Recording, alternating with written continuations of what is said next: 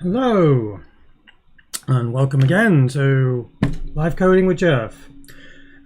Today, let us start out by summarising where we're up to. Hi Alan, we've got a few people watching, this is nice. We've got, so far we're working on this disassembler and debugger, and this is going pretty well. We've got most of this, the code actually written now, but we are missing a few features.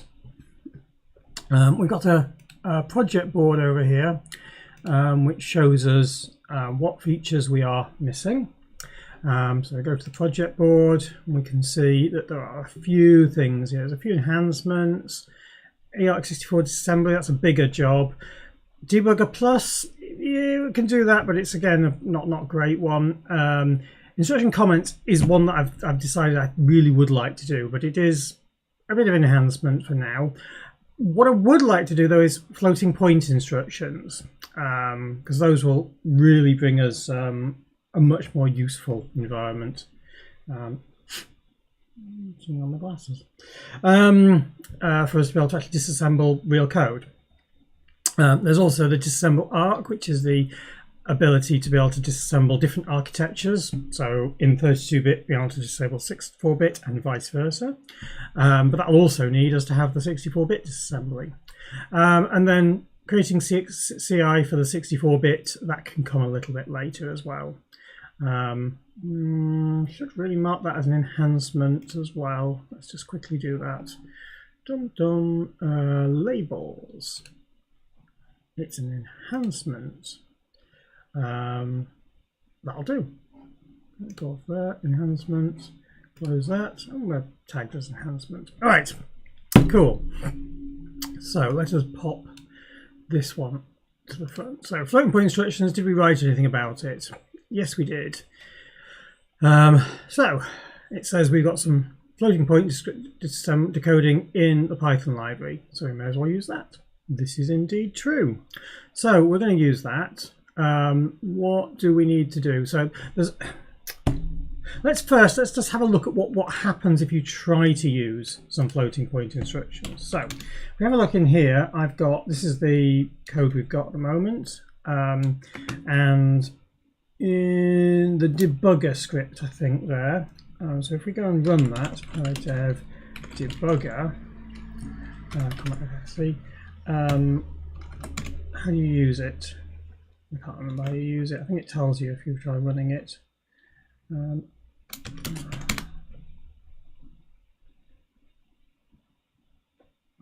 Right, yeah, so D for regular disassembly, F for floating point, T for thumb, and then we've got some of the other calls as well. So floating point disassembly, let's test this.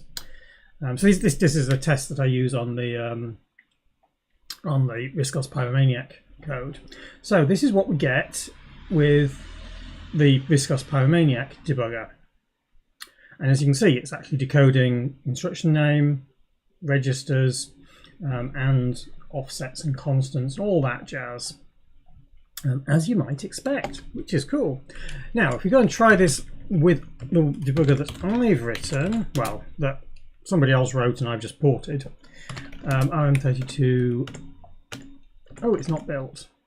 Okay, well, let's just type it in. It'll give me an error, and then we'll build it. Bum, bum, bum. RISC OS Pyromaniac. Oh, Docker daemon's not running. Well, that's odd. Let's see if we can get Docker up and running. It's a little concerning that Docker wasn't there straight off. I thought I had that set to run on boot, but at least we've learned something. You know, it's a pretty obvious something. Okay, let's try again. There we go. So that's built. Now we just need to run it.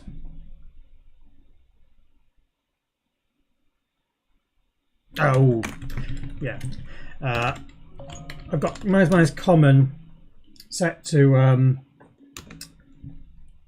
provide all of the modules that you might need, like the floating point emulator and some others. Oh, look at this. We got lots of undefined stuff. So yeah, it doesn't work, which is, yeah, fair enough.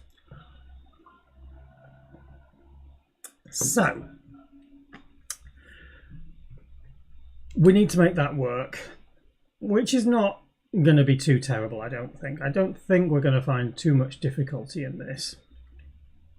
But we've got a number of different ways of doing it. So the code we've got inside the DARM disassembler, if I have a look at the, which one is it? I've lost it.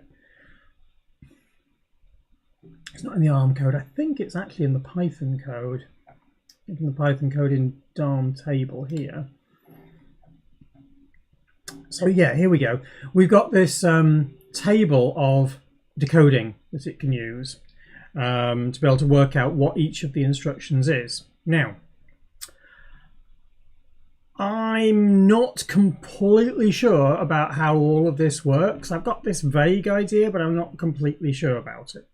So what I could do is extend this table so that it can decode it, and then extend the ARM assembler code so it can decode it as well, because it'll be in this sort of area here, I expect. Well, the actual, because it's the MCR and MRC code. Look down here, you can see that those are the operations that are being performed. These undefined ones, clearly a different area. So we've got those bits that we can look at. But that could take quite a while, and whilst I think it's probably the right thing to do there, it's also not quite as useful in some respects, because if somebody else wants to reuse this, it's not really as easy. So other alternative I can use here is to take the Python code that I've got and instead transcode that into C code. So that's not particularly going to be particularly hard. So we have a look at that. Where am I looking? This is in projects, something or other. It's in the disassembler code. Disassemble Python. Yes, we'll just have a look at that project. We'll have a look in here. So we should find in the regular ARM code, we've got usual sources. If I just search for FPA, here's the disassemble FPA instructions code, and we have a number of special things. In fact, actually, I have written down the decoding table here for these. Ooh, wonder if that could make it work. But this is so much easier, surely. Surely. Yeah. Yeah, I think what I'm going to try and do is just try and get this in plain code, because this is like, yes, there's a reasonable amount of code there, but it's not terrible. And once I've got it in, obviously it can be converted into being, oh, hi Dave, can be converted into being in the table, but this will just get it working, and that will make me feel a little bit more like we've got something that's more useful. So this is I'm trying to be more pragmatic about the, I know the right way of doing it, or the right way for this project, but I'm going to do it a different way because it will get something done. So I'm going to pick up all of this function, which as we can see is not stupidly long. There we go. That's the beginning of it. And then we'll go and put that into some new code. So let us do this. What will we call it? We'll call it FPA, I guess. We'll call it FPA. Paste that code. This obviously won't compile, and that's just fine. Right, so this is, oops, not a function, this is a file. This is FPA. Disassembly for the floating point accelerator. 1C2L? 2C1L? No, that sounds a little better. Instructions. And the date today is 20th of July 2025. All right. Okay. So that's what we're going to do. And that'll make the test code that we just saw work better, or hopefully disassemble things as we're expecting. And we'll see how we get on with that. Having said all that, let us have a quick recovery of what floating point instructions are. So regular instructions operate on the regular registers. The registers are 0 through to R15, and they allow us to do usual integer arithmetic. However, floating point instructions allow us to use floating point operations, and so they've got different forms of instructions. These are actually encoded into the coprocessor region, technically. Don't need to worry about that, but that's where they're encoded into in the instruction set. Because the floating point instructions were expected to be a separate coprocessor in the system. So, floating point values are what's described as I can't think where I was going with that. They're intended to be used just like any other instructions. In a machine that actually has a coprocessor, or the floating point instruction set built in, they're actually processed by the CPU. On RISC OS in general, they're processed by an accelerator, so an emulator module, which traps the fact that there was an abort and then executes and emulates the instructions. These instructions are pretty simple. I mean, we've got these are loads. These are loads and stores in here. Conditional operations, multiple operations. So you're operating on multiple registers. Binary operations. Sorry, multiple floating point registers. Binary operations operate on 2 registers, and some that use constants. There are only a very small number of constants defined for floating point operations. And those are all of them. There are different rounding modes that can be used. So you can add numbers with positive, I think it's positive, negative, and 0 rounding. Yeah, towards positive, towards negative, and towards 0. I think that's right. I think the default is towards the nearest. I don't remember. It'll certainly come up in the comments anyway. Different precision operations, the single precision, double precision, and extended precision, which give us different levels of accuracy. And then we've got conditional ones with constants, and there's unary, so things like just using 1 register there. Some transfers here. So this is where we go turn a floating point register into a integer register, and then do it in this, turn a integer register into a floating point register. So somebody's asked me, is this a disassembly of something? No, this is actually just examples of each of the instructions, just showing what types of instructions they are. These are the transfer instructions. So these are for doing rounding operations. So you can apply different roundings to each of those as well. There's also status and control registers can be operated on. They have different things like whether we abort when we get things that are inexact or go to infinities. And then there's comparisons. So those are all the instructions that we can decode. So we're going to have a go at doing that. Let's have a look at it, shall we? So this is the Python code we have. So there's a little bit of debugging here, which we don't need to worry about. We can get rid of that.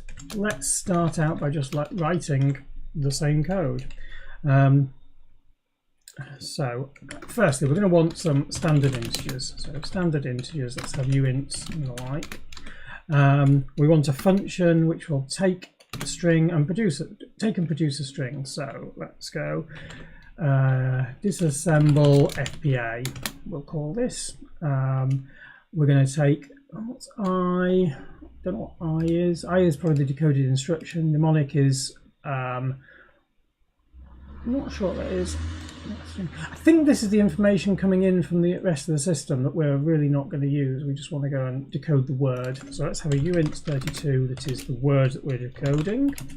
And then we want a buffer to put it into. And buffer len. Right. Oh, not char star buffer len, that's blatantly wrong. A buffer len. Okie dokie. And we'll return a bool indicating whether we were successful or not. Stood bool.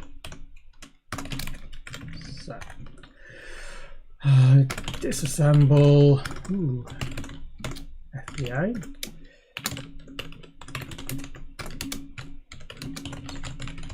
Into a string.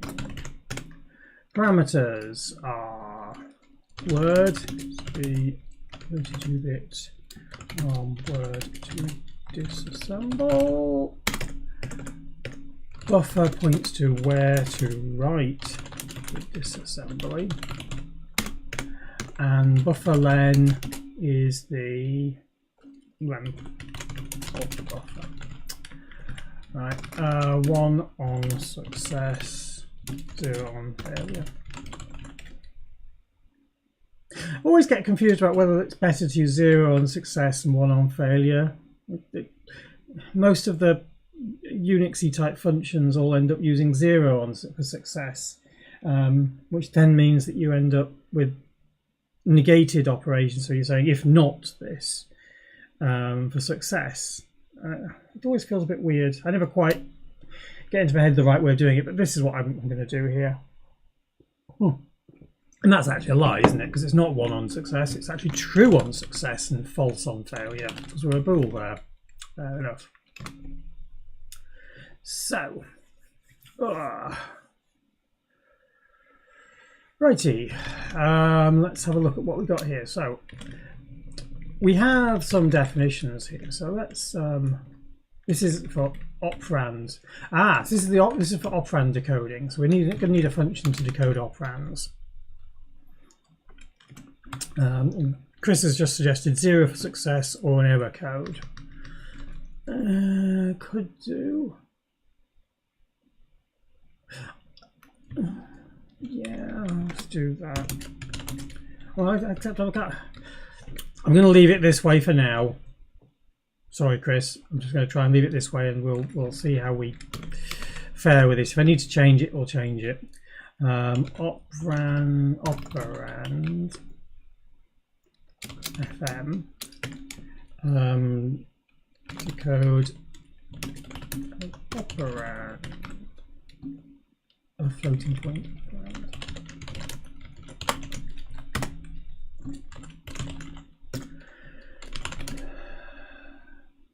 What do we actually take? We get the word, don't we?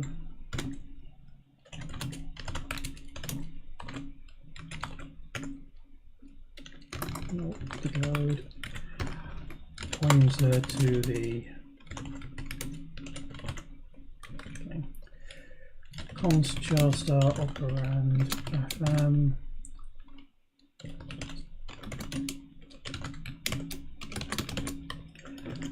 And this code is going to be this little one here. And I'm just going to use all of these as constant values, just because there's no point in them being anything else. So we can actually have const char immediates bracket.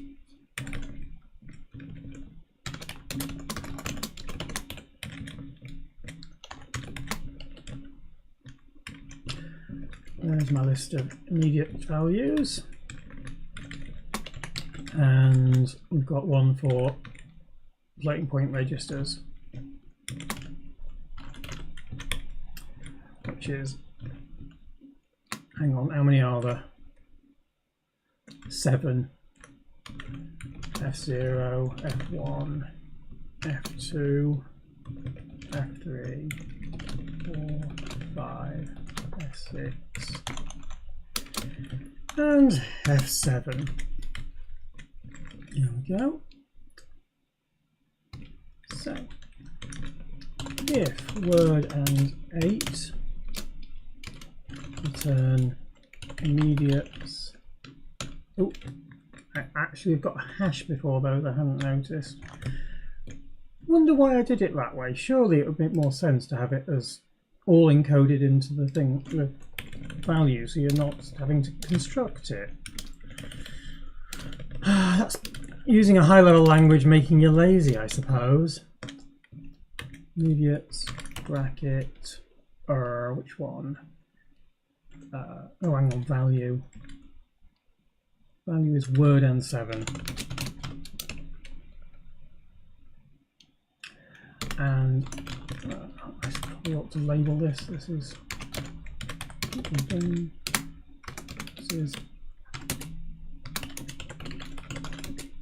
an immediate constant.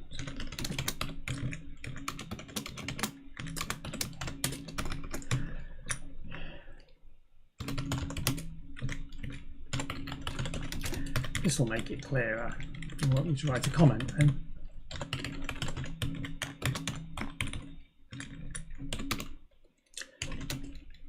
This will obviously be why I wrote it this way around first time.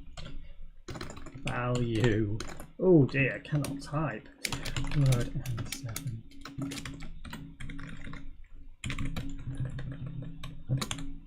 Yeah.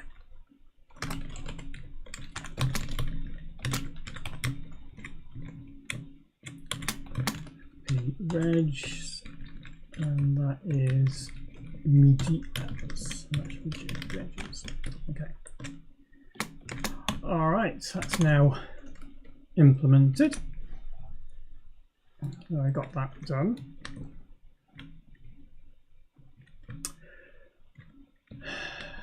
Right. So we've got an opcode. Cool. Opcode decoded.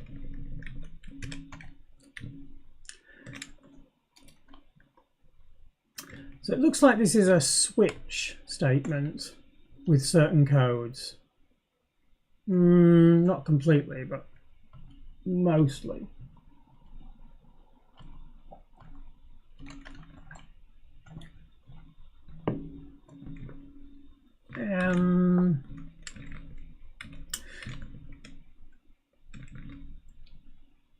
We'll see how it goes. I'm going to do it as an if statement, and we'll see how, because we'll try and make it the same. So this block here, ooh, is this long? Or should I put them in a function? I don't know. Not really sure what the right way of doing this is.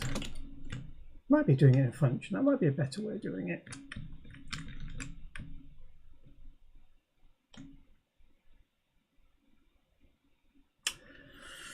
I'm just trying to think. Could be static const, says Dave. Yep, they should be. They're only used in this function. Thank you very much.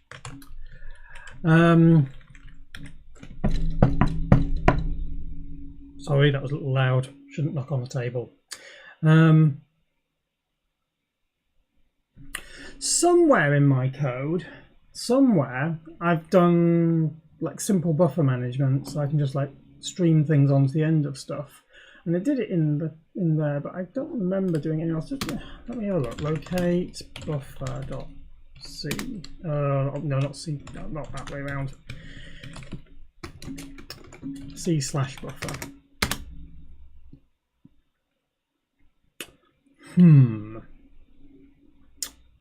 So no, not useful there.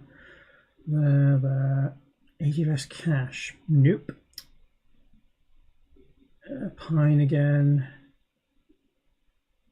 And player stuff. Nothing's jumping out at me.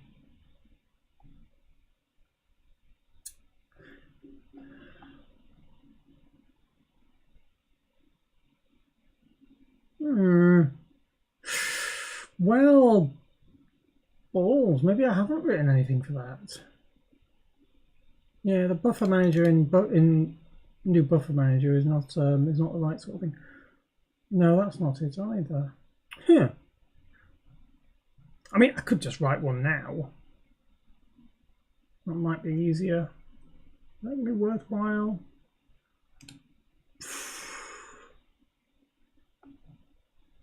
Or I could just write it as an accumulator. Write it as an accumulator, that's probably easiest. And if I write it as an accumulator, the easiest way to do that is to steal it from message trans, which I've just written it in. So if you look in oh, where is message trans? Oh gosh, I can't remember. Yeah, it'll be in projects, RISC OS, modules, RISC OS sources, international, message trans 2. Message trans 2, where was the bit we were doing the accumulator? Was it in GS trans? No, GS trans has a different type of buffering. Message file module. Message file? No, tokens. Aha, this is it. Yes, we've got this simple accumulator. That's all it is. And we work out the end point. Yeah, we'll just pinch that little bit of code.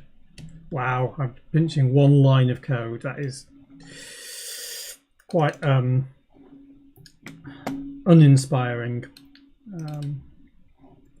Not a big deal though. Right, so accumulate. So we've got an output address and a endpoint. So char star out equals buffer and char star end equals buffer plus buffer line. And we can work this out later. The whole how we do this as a different thing. Let's get basic code working, shall we? Right. Dumpty dumpty dum. So, if opcode 12 or opcode 13. Oops, no. Need brackets in C. It's another problem with having different languages. You end up getting confused as to how to actually write things. I'm feeling very stupid. Right. So we've now got a nice little comment here to describe what we're doing. So let's trim this down.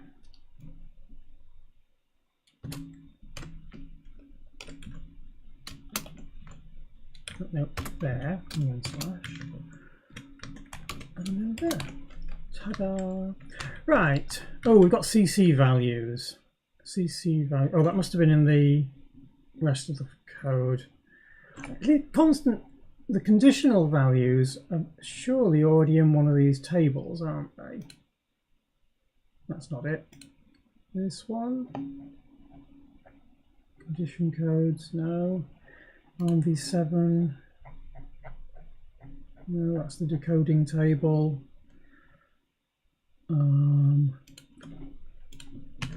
G2. Nope, not in there. I'm not going to have to go and search it. That's just irritating, isn't it?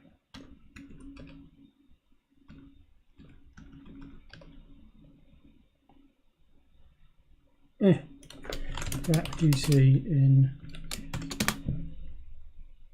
v7. Oh, it's a static in there. Well, that's nice, isn't it? But that probably means there's an accessor function for it. G underscore condition codes.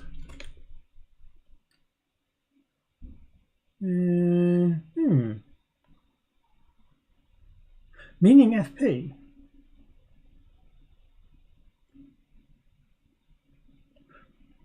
Oh, because it's decoding neon, isn't it? That's right. Yeah, I'm not decoding. I'm not worrying about that one.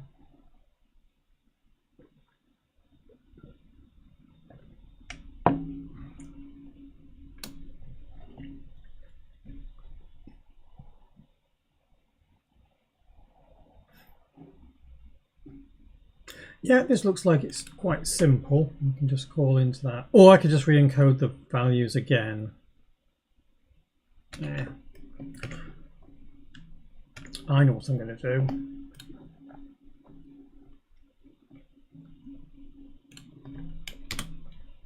We'll have an accessor function. Condition code.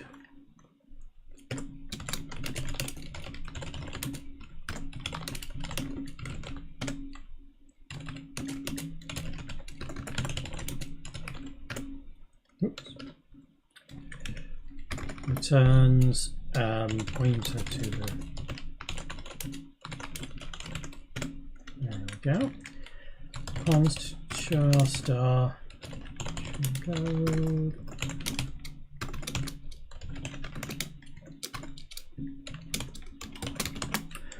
And then this can just do return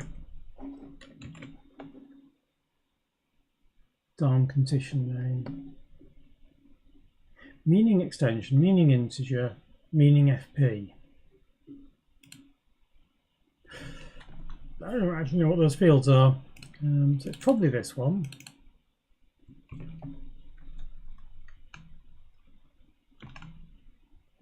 No.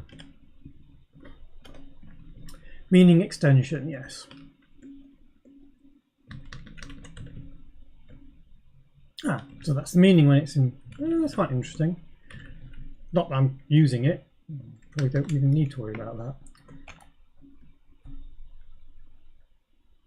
Okay, let's go and put that in. So that's the thing to call, and the condition code is going to be 60. And we always want to omit the condition code if it's got whatever it's called, always on it. So I need to include that now. So that was in ARM v7. So presumably that's just in DOM here.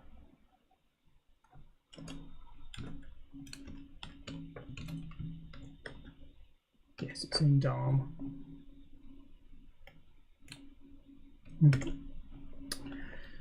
So I need to go up here and just do include DOM.link. So the reason I've done it that way is that if you wanted to lift this code and put it somewhere else, in another disassembler, say, you could then just omit the linkage to DOM and just put in the tiny bit of code that's needed for the condition code. That's the reason why I'm doing it that way. And it's probably not particularly significant, but what the heck. Right, so equals condition code for word 28. Right, there we go. We've now got the condition code string, and it's been omitted down to just the values. This is the mnemonic string, so const char star and then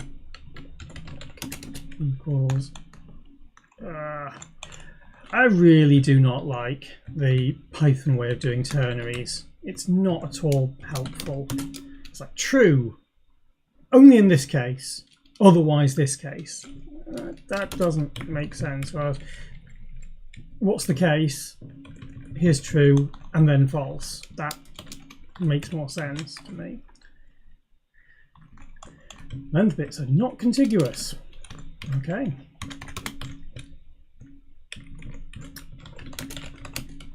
And when equal, keep saying that, some string names equals, and that's exactly the same code. Pre-index, well, this is a flag, so I'll make that into a bool. Again, this is a flag, so bool. Register number, you want 32T. Floating point register, you want 32T. We need some semicolons on these, don't we? And the offset being used, might as well make that into a thing as well. If it's not up, then the offset is negative. Okay, so that's not a int, it's a uint, it's an int. Fair enough. It's not up.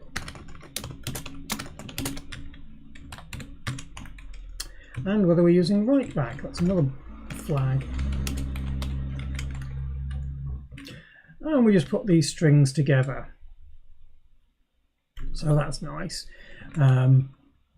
Cunningly, of course, my accumulate functions actually do string accumulation, so maybe that was a complete waste of time, me thinking about it that way. Let us think about it another way. What can we do?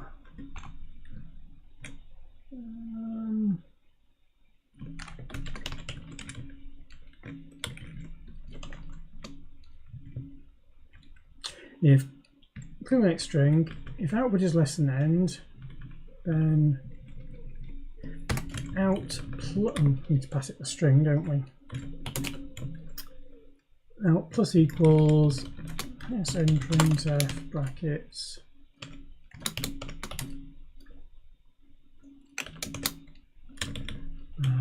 length is going to be yeah, good point.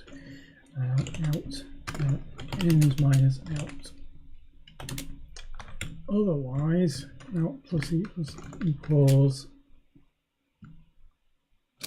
the length of this. This one's a little bit unhelpful because it's going to use going to be updating things, but and that looks ugly, so let's tidy it up.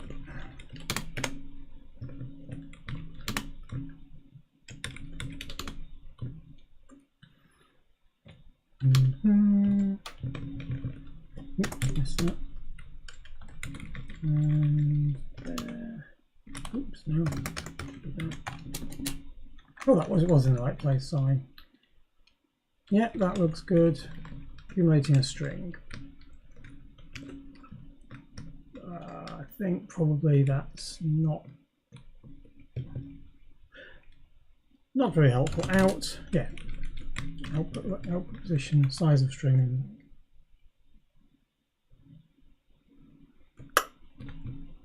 Thank you very much. Yeah, add the length of what we would have written. Thank you very much, David.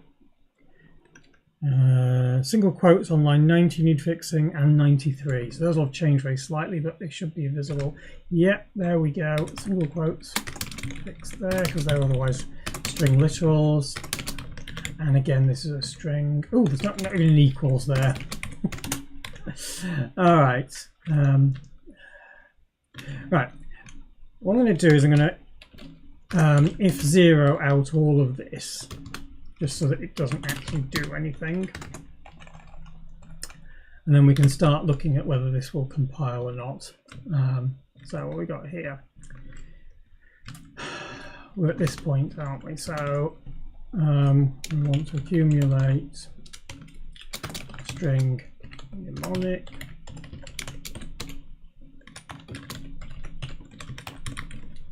And then CC, and then the length. Oops, length.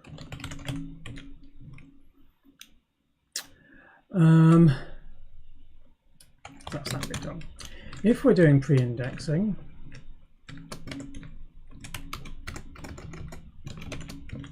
and our register is 15, then it is an address, including the offset. Oh yes, we need to know the address this is stored at, don't we? Okay, so that's a little different as well.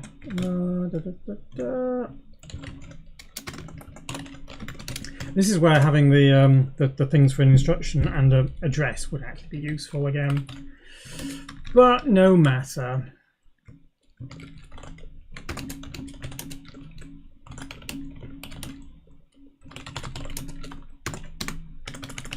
We're always going to fix that afterwards. I keep saying that.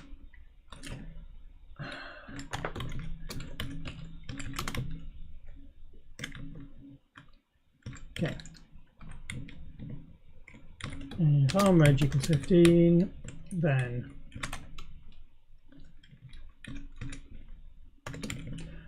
Right, so this is a access type.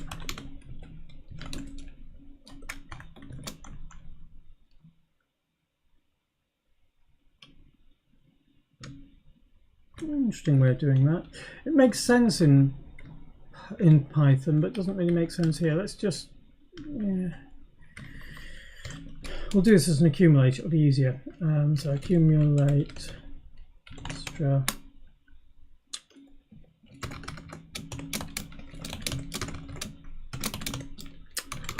Or got to be a better way of doing this, I think. But for now, I'm just going to keep doing it this way because I'm setting off on this track, and we might as well.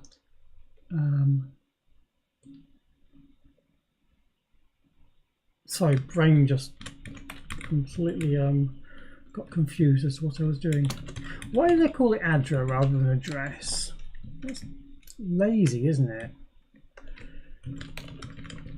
Be clear about what you're trying to do. I mean, some of them I'm not, but at least I've been trying to get these things a bit more and clear compared to how they were. So I've just given this as a new hex one there, because I can just copy this string one and do it as a hex instead. Probably I could actually have a format string, I suppose. Await x, and then hex is the value.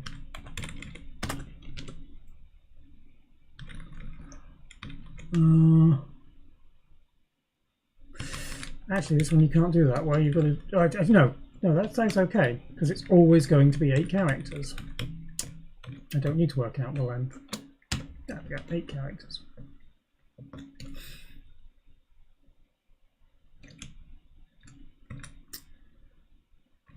Right, you're complaining about run number parameters to accumulate str. Oh yeah, because I've just tacked these on and haven't actually thought about it. Really not paying attention to what I'm doing.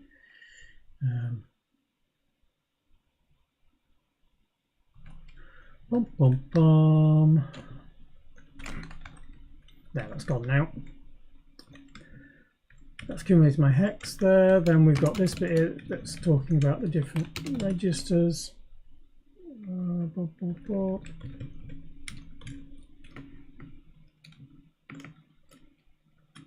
If offset equals 0, then brackets around that.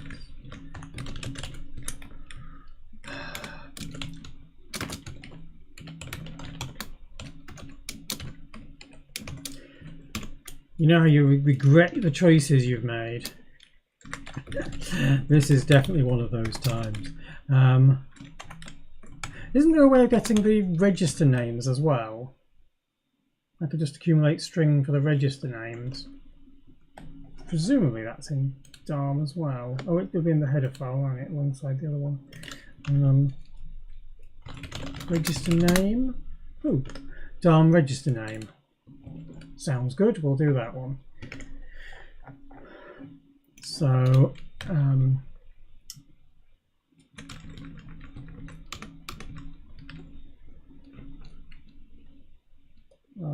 ARM reg name, ARM register, string for ARM register.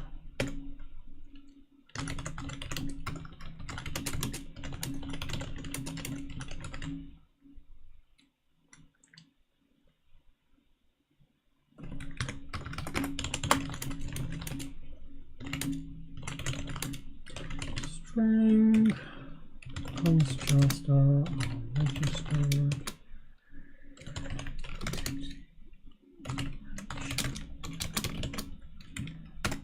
That's going to return that. This will almost certainly need casting at some point, I expect, but oh, it hasn't actually done so when we've saved the file. We haven't tried building though, so probably lots of problems, I expect. Brace has got a problem. Unmatched brace. Okay, it's just because I haven't got around to closing this lot yet. So accumulate string reg o, reg name, and then if write back accumulate an exclamation mark, and then very similar for the other one. Hang on, didn't I forget the close brace? Yes, I did. That one, close square bracket. This one is exactly the same, but we have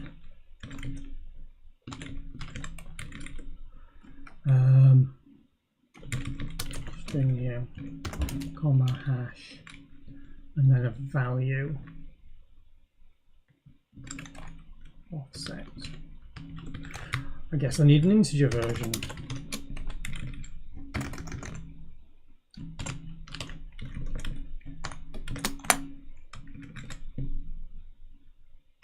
Right. So with that, let us just rework a little bit of this code.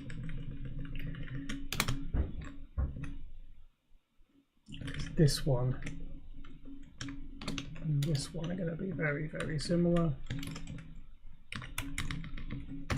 Int, there we go.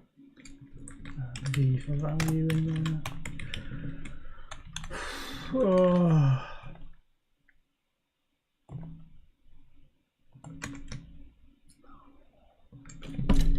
So that's encoded that section, and now we're on the non-pre-indexed one. Oh, did I not change the name? Accumulate int.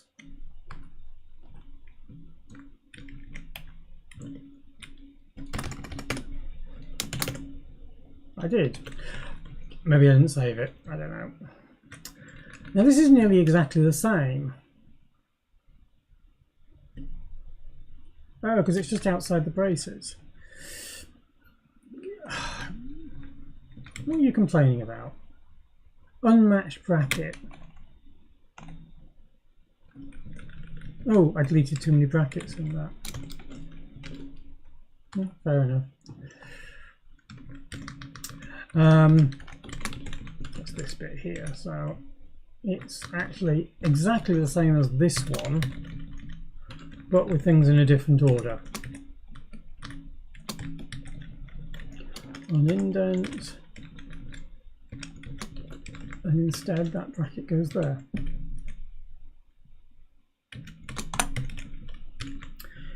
And then finally we're actually doing this backwards, so let's go swap this because this needs to go here. And to do accumulate extra fp reg, which is, hang on, didn't have a thing here for decoding the floating point register. Yeah, fregs. So fregs bracket vreg, and then a string comma space. I could have just done this in sn printf, couldn't I?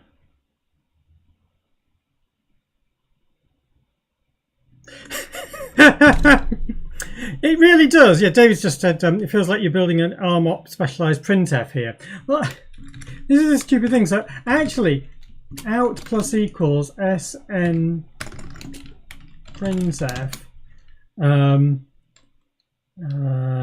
end minus to the output of length end minus out %s comma there comma this is exactly the same as that, and therefore these are actually exactly the same as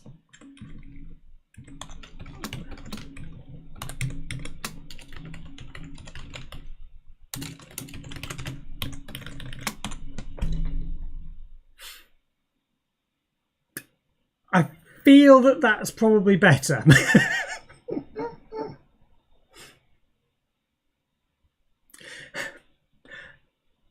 Ever feel like you've just wasted a bunch of your life?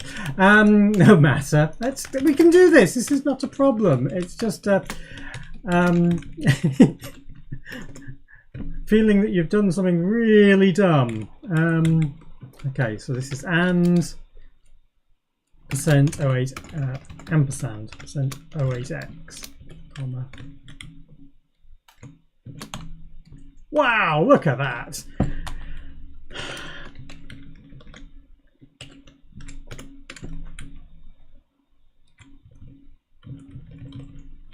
Bracket %s bracket.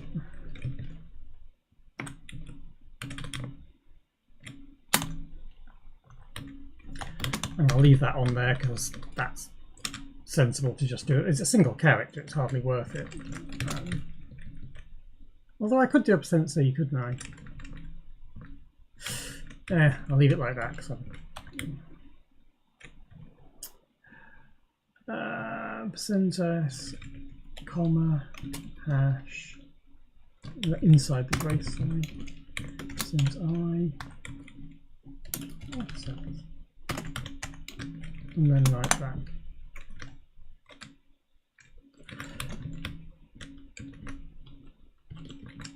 And this is just the same, but moving the brackets.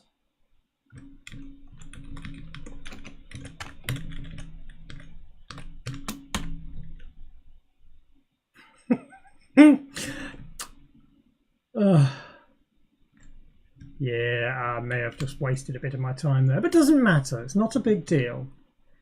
What we'll do now is we just dump this into here, and then we return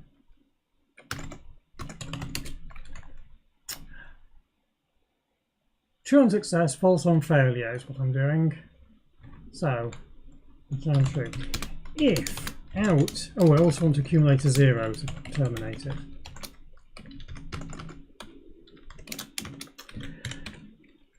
If out is greater than end, return false, otherwise true. Actually, out is less than or equal to end. Do it true false rather than false true. There we go. Right, that is now a very simple LDF SDF decoder. Anybody wish to take any bets on whether that will work? I mean, it won't, so I don't know why I'm asking, but let's create a, have a look in here, copy makefile dis file as makefile FPA test. Let's just have a quick look at that. FPA test.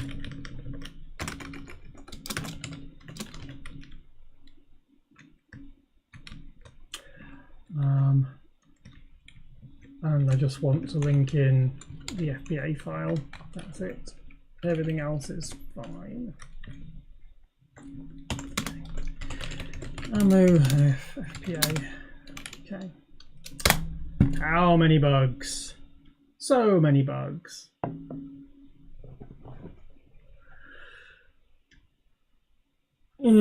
Comments are causing it to get unhappy. Rather than doing it as if 0, could I just comment the whole lot out instead? Then it doesn't think their comment. That's probably better, isn't it? Right, yeah, there we go. Right, so that's all gone now. Undeclared int FP registers. Okay, so line 37 just is very unhappy. Oh, because I called it fregs. Why did I call it fregs? Call it FP regs. Okay. Cast of int to differing enum. Yeah, fair enough. Not going to worry about that. Right. I should worry about that, shouldn't I? I should make them correct. What types are we looking at? Darm reg t and darm cons t.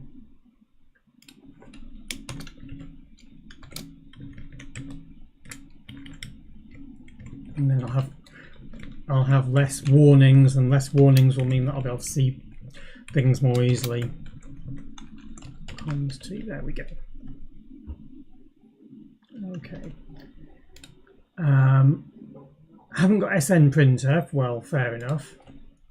ARM reg name. ARM register. I like reg name better. Read the condition. Get return the condition code string. That should say, and that should say return, not return.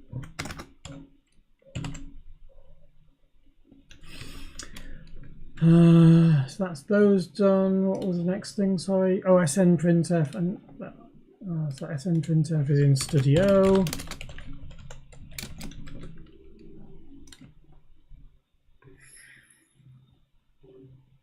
Command expected around colons. All right. So colon missing in the return. Says Dave. Let me go over this one down here you were complaining about. Yeah, colon missing there. That's, thank you very much. And what was the other one? Sorry, I've already forgotten. 156.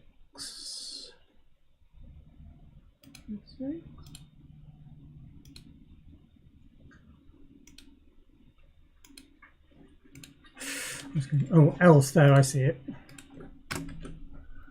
Right. Happier? Happier.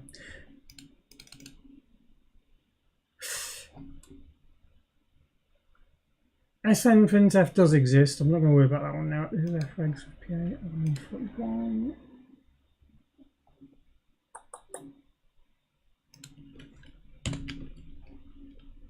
Okay, and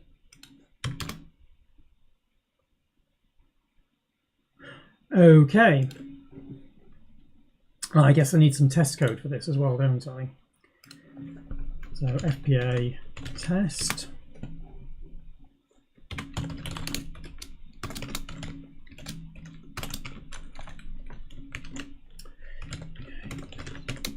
Test that the FPA coding returns sensible strings. Date today, again, 20th July 25. Job. Studio. Of course, I haven't actually written the fpa.h, so we'll need to do that as well.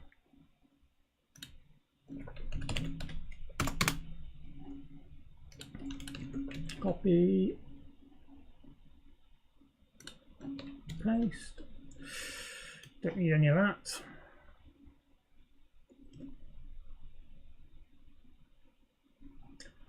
All the way up to there. Those should probably be statics. All those should be statics. And those are statics.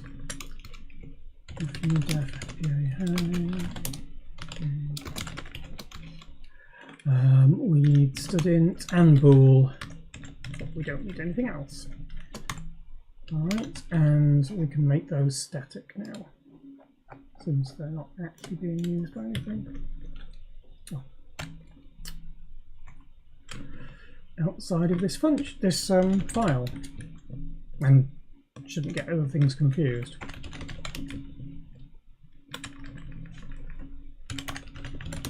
Alrighty.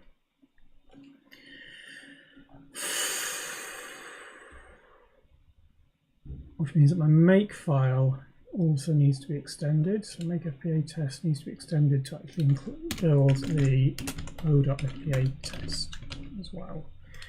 Alright. Back to the test code.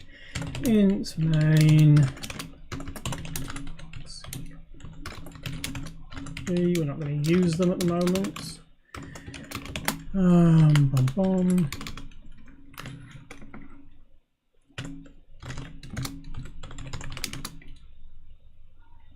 Test decode of should give us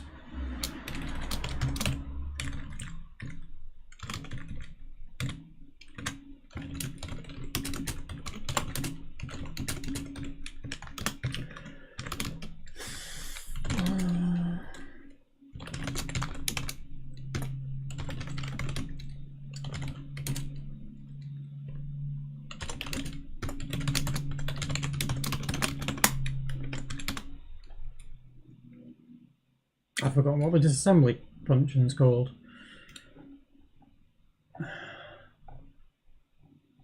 There it is. Thank you very much.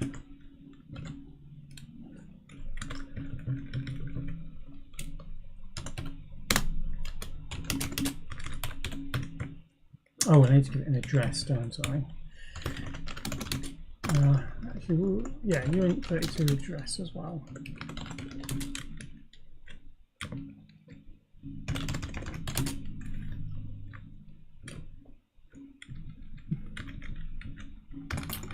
Address.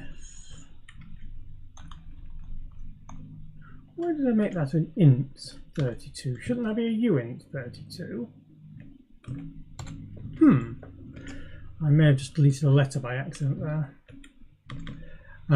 We'll have our local buffer.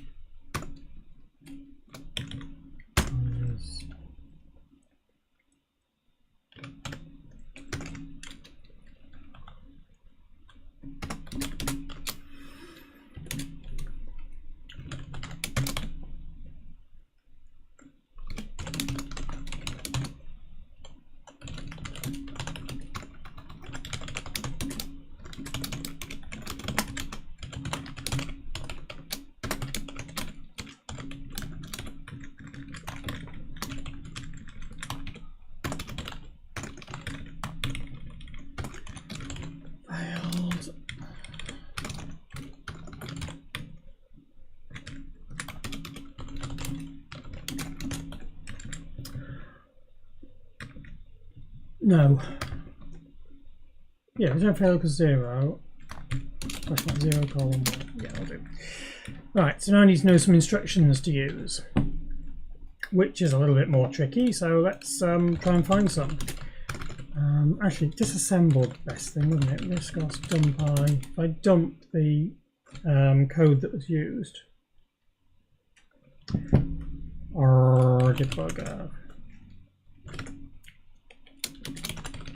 And if we then look for the, which one are we looking for? We're looking for LDF something. There we go. Oh, there's some nice easy instructions to decode. Let's try all those.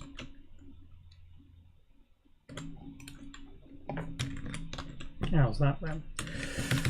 Right. Test decode.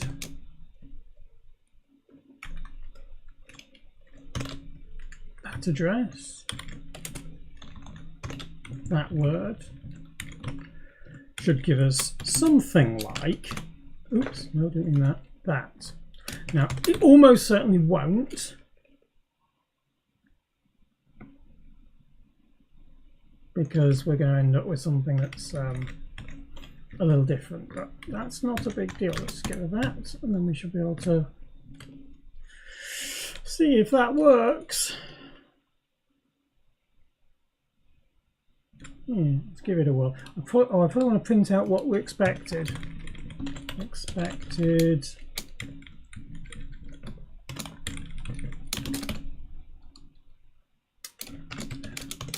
That'd be pretty useful, wouldn't it? Okay. No, not that one. Build it. Test decode. Oh. Oh, sometimes I'm just a bit dim. didn't include string.h, but that's not a huge problem. Right, here we go. So let's try running it, shall we? See whether it does anything useful.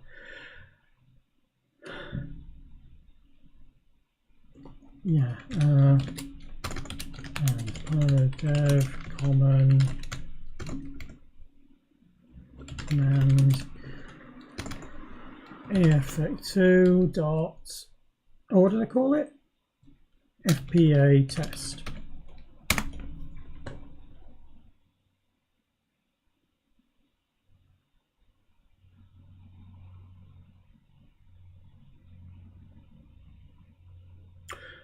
Got an empty string out. Expected that lot.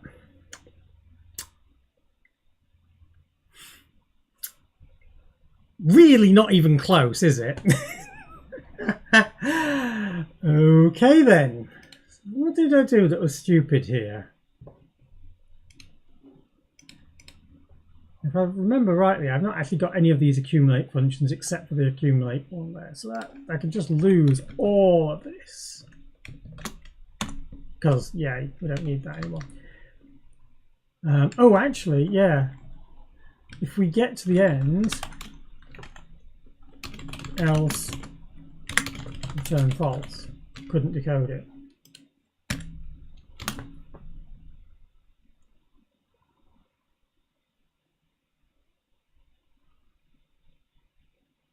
Failed to decode. Interesting.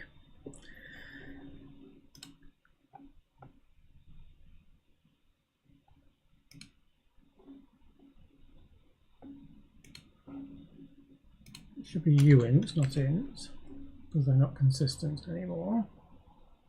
Ah, which didn't report as a fault because I don't include my own header, which is foolish. So include pa.h.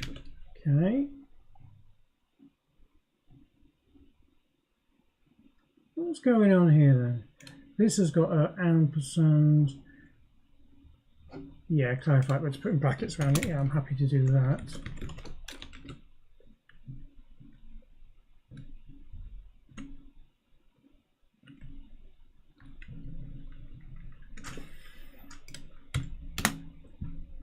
Let's see if that one change fixed things. SN printf referred to from FPA.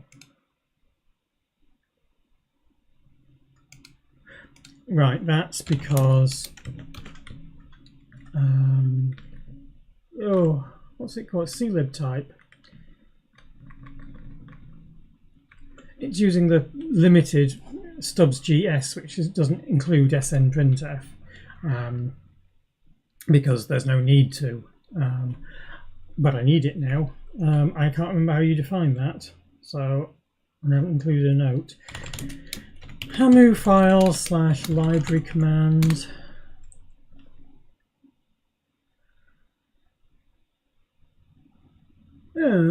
Why didn't I describe it? How to change the CLib?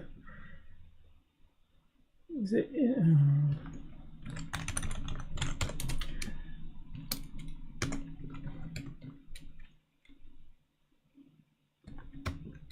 Just have a look. Apparently it's in the file libraries. Need better documentation, but that's always the case. CLib type should be generic. There we go.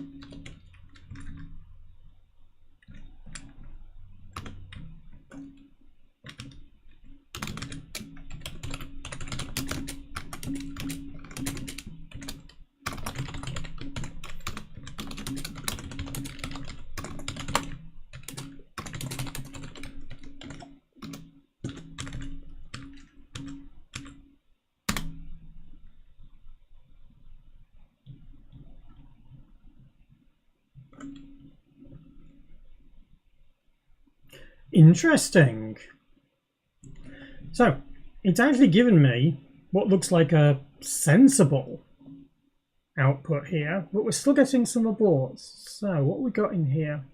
This is we read of 0 address. No, read of address 50. Interesting. in the VF printf in disassembler SPA. So SN printf. Dum dum dum. Did it perhaps not pass enough registers in? Possibly. Let's have a look. 1, 2, 3. CC is condition code. Length, mnemonic.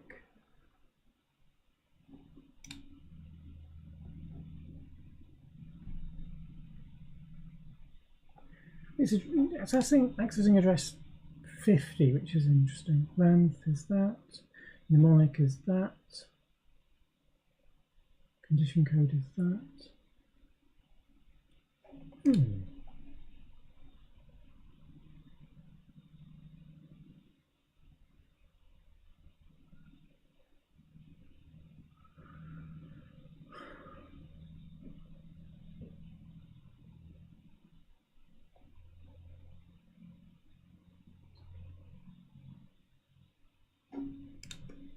I'm just a little bit confused about that one, why it would be failing on it.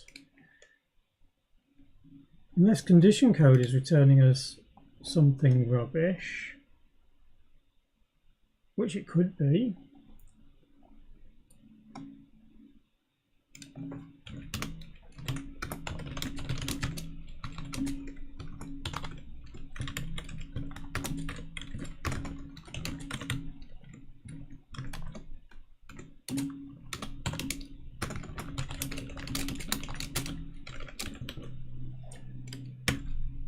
I'm guessing rather than actually like looking at what's going on. And it still doesn't work, so clearly there is something stupid in there and I'm missing what it is. So let's go back and have a look at it properly.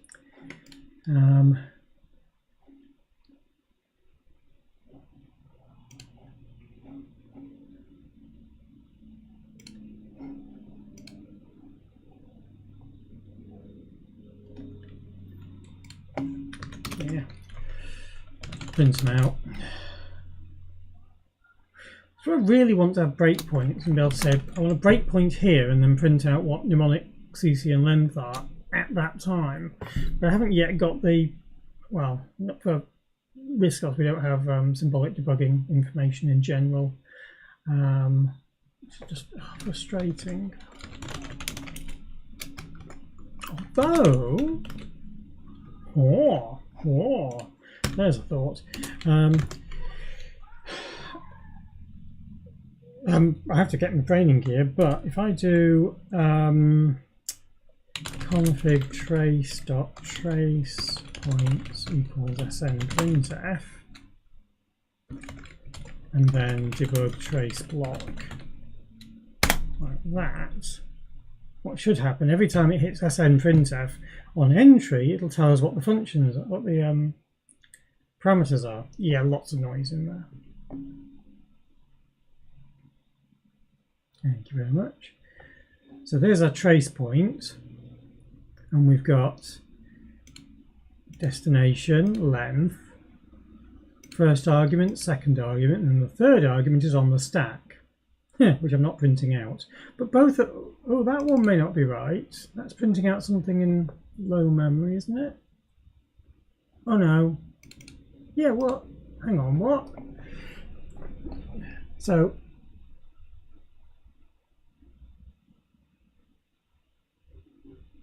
that's the %s. This should be the condition code, which apparently is 1808, which is not a valid address. It's a low address that we should be failing on. Am I confused? Probably.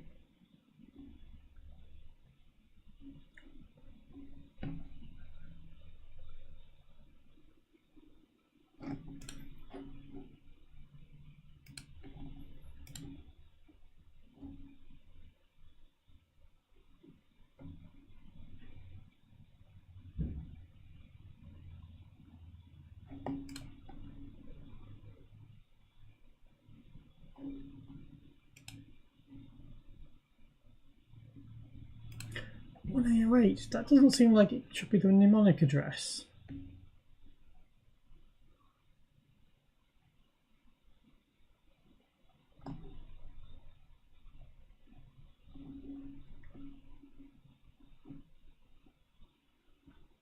Frame pointer, what's that?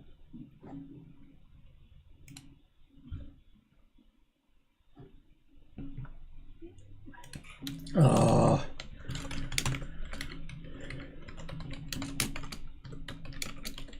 Yeah, being just lazy.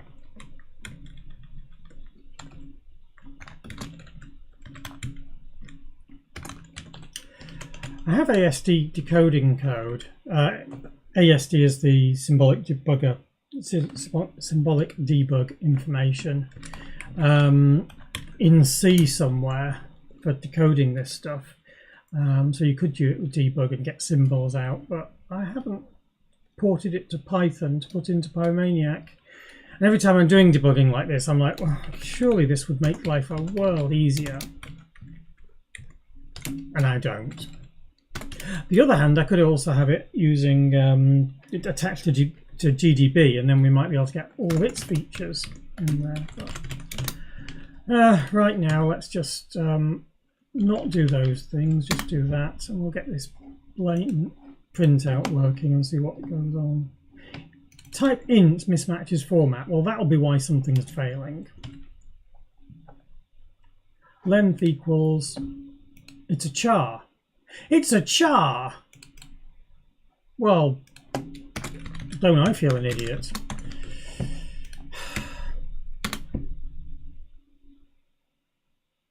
So I'm looking out the chat over here and going, you really must think I'm stupid. Right. So what we're looking at here is very, very similar. Very, very similar. We're just missing the indentation. What do we do with indentation on the old floating point stuff? Let me go back to this floating point code here. What did we do?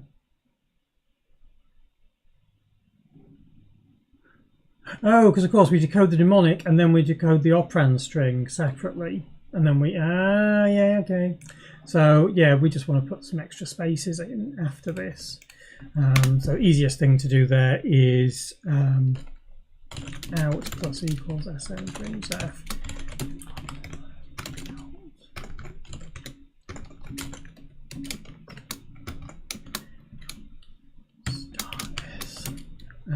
So how many spaces do we need? We need out minus buffer, that's the amount of space we've currently got, and we need to take off that from 8 minus that.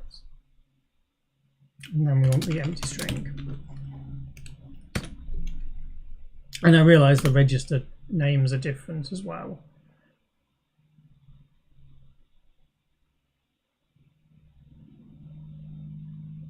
Okay, that wasn't right.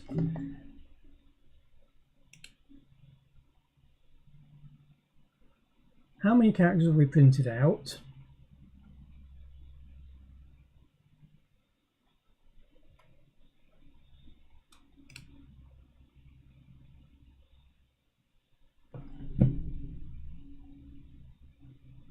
Isn't that right? To do padding?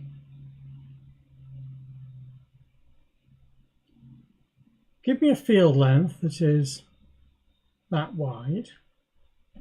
Oh, that.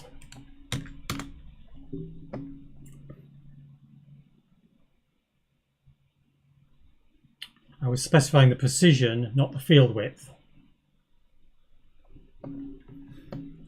Okay, this also hasn't gone and printed out lines, probably for exactly the same reason. Minus 16s.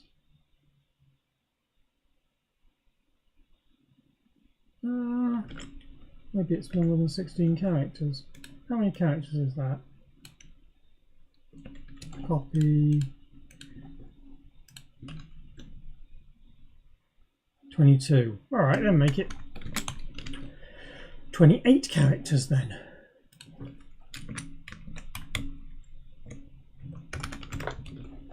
Okay, so we can see that these things all line up and we can actually see what's going on.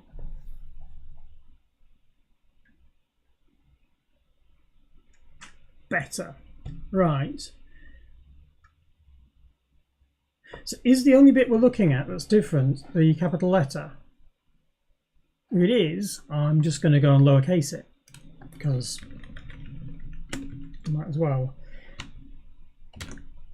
Ooh, I remember the key sequence for lowercasing things.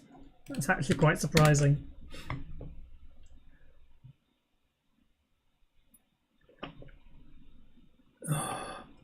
Right. Oh, we got one wrong. Oh, I've got an exclamation mark at the end. Ah, that exclamation mark is not necessary because when you've got right back, that is implicit if you put it after the thing. So that was clearly a transcription problem on my part. I wonder if that's in the original code.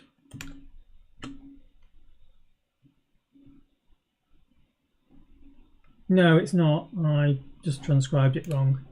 All right. So now with that in place, we should be getting out a success. What do we reckon?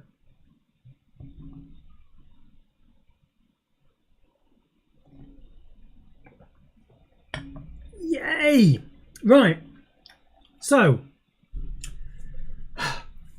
one instruction type, well, two, SDF and ST and LDF working. So that's good. Let's go and add these, shall we? C/FPA, C/FPA test, make file FPA. Are they the only ones that we've added? Let's have a look. Oh, H as well. H/FPA. All right, so those are all there now. So we've got the FPA test. Plus, we've got GitHub workflows CI. Whoops, workflows CI. In this. Okay, we don't build it in there. We actually build it in the row build. What I'd be better off doing is explaining what I'm going to do rather than going off and doing it and explaining what I've done. This is all about like trying to communicate how I'm building things properly, how I'm explaining things. So what I'm trying to do is add the CI to it as well. So we can have FPA test tool and then FPA test there. And then we can actually execute that as well. No, we never actually execute that test. Let's run it.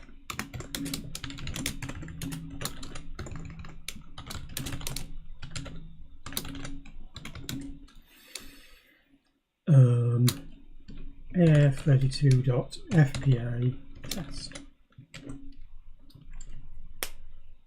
All right. Commit. Check out maybe. Add FPA disassembly.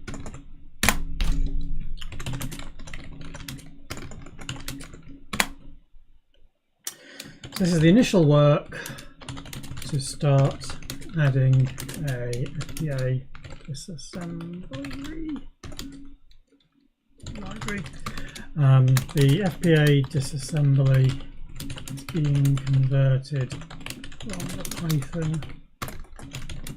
disassembler I wrote a while back. Only the LDF/STF instructions are decoded right now. A small test to check behavior. All right. With that, we will just go and save that. And if I push it, we should find that it builds in the CI. In fact, yeah, we can create that pull request. Copy, paste.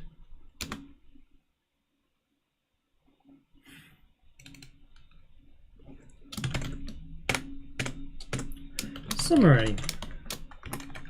Oop, that wasn't what I wanted. Looking at Dave's stuff. Add a simple disassembler for the FPA instructions.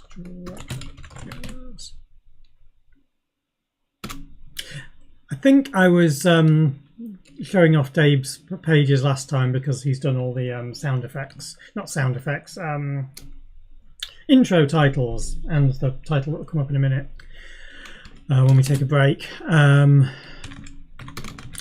New library that just decodes the FPA instructions, not built into the decoding table used by DOM.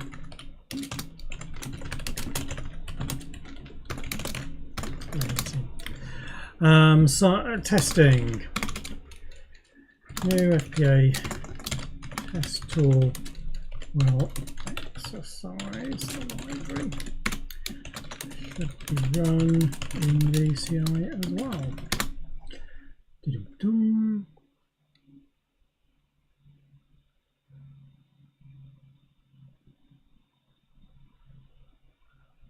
That's odd. We've got lots of commits it's saying I'm adding. Oh, because it says we're going against there. No, against my repository, against master. That's better, yeah.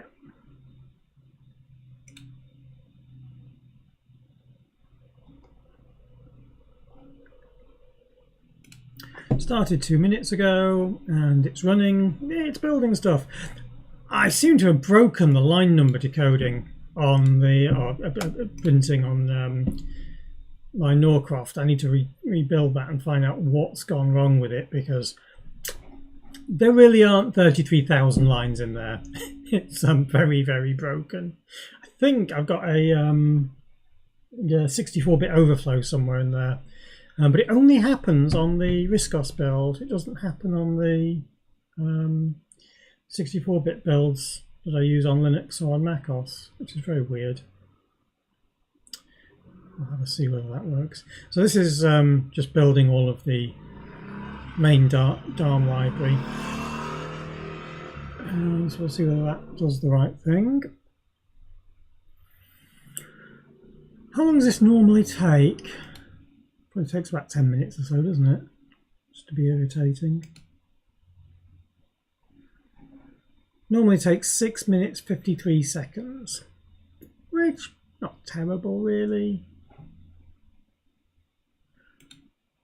I mean, it's slow when it's building on there. I've got some a new module in Pyromaniac that'll actually go, if you try and run CC or AMU or link or libfile, it'll go and invoke the version that's in the host system instead of the version that's actually in RISC OS, and it'll invoke that version, which will then run it really fast, and then it'll return back. But I couldn't get it working when I was I did the last release of the build service, so I've left it for now. It should be doing the job, but I haven't quite got there, and I think this line number problem is probably more significant. Right, it's now gone on to building the example codes and tests. So here comes the example.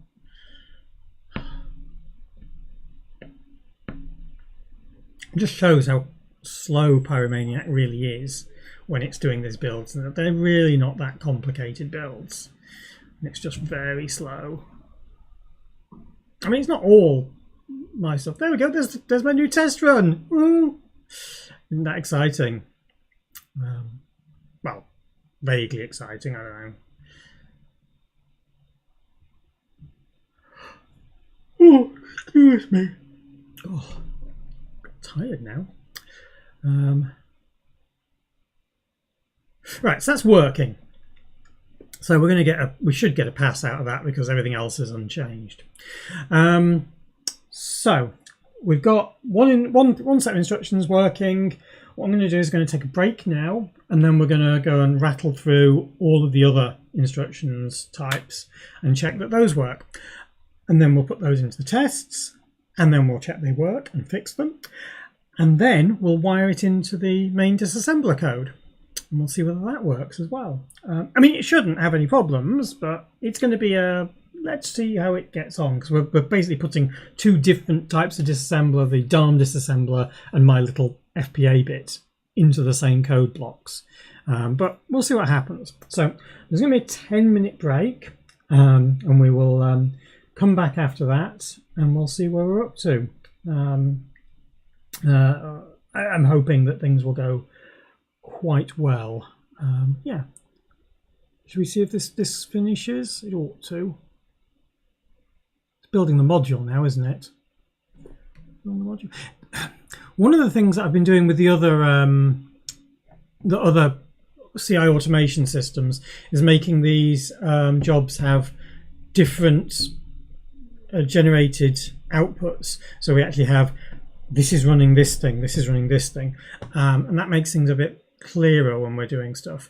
At the moment, it's still a bit here and there. I think I can probably get some bits working with the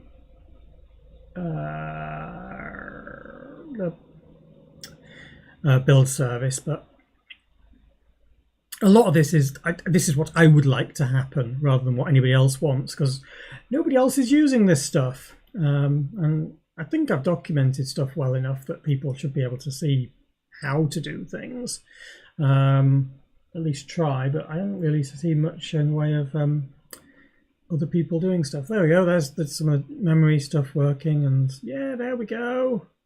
Success! Right, so yeah, with that, let us take a break to 10 minutes and then we'll come back. All right, thanks.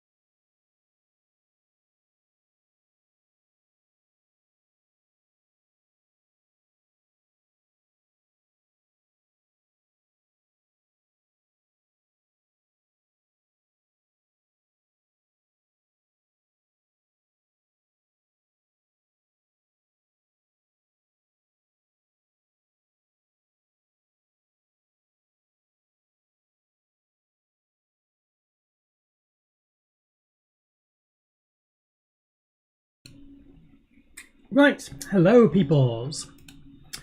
We're back again, and we've got the hard stuff. We're on the pineapple juice. So let's have a see where we're up to. Yes, so we've got one class of the instructions working. It's time to start on the next one. So let us go and have a look at this. Wherever we are in the FPA file. FPA. We always get a drop off in watches when I take a break. It's only 10 minutes and it's just like a chance to go to the toilet and have a drink and just like relax for a moment and get a drop off of about half the people. It's kind of interesting. I mean, sorry, there's meta conversation about the process, but I'm learning how this sort of thing works.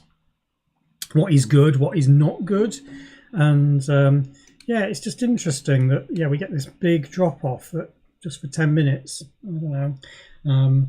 It's like, should I be encouraged to not take a break? I don't know. It's one of those things, I suppose.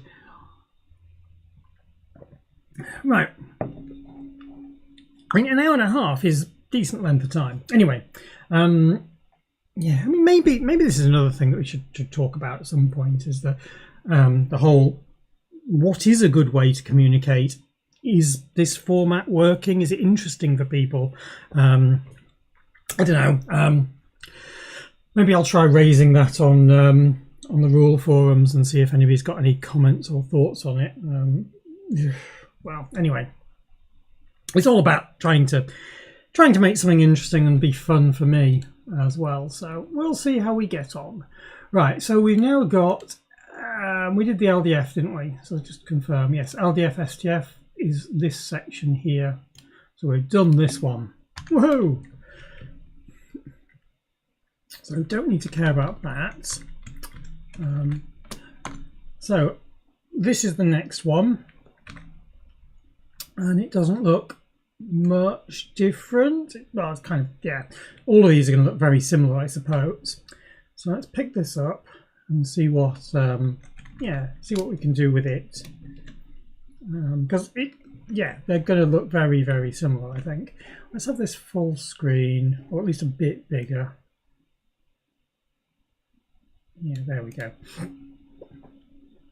Right, so this is to go in this section. Lots of Python isn't recognized. So else if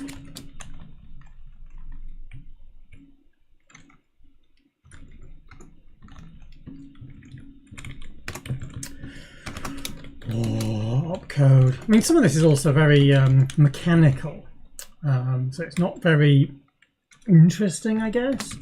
I guess I need to try to fill that time, and that's a thing to learn about. I wonder if there's any actual decent resources for people doing live work and things. There must be. I mean, I've seen a few people doing it. I mean, the whole reason for me starting to do this stuff was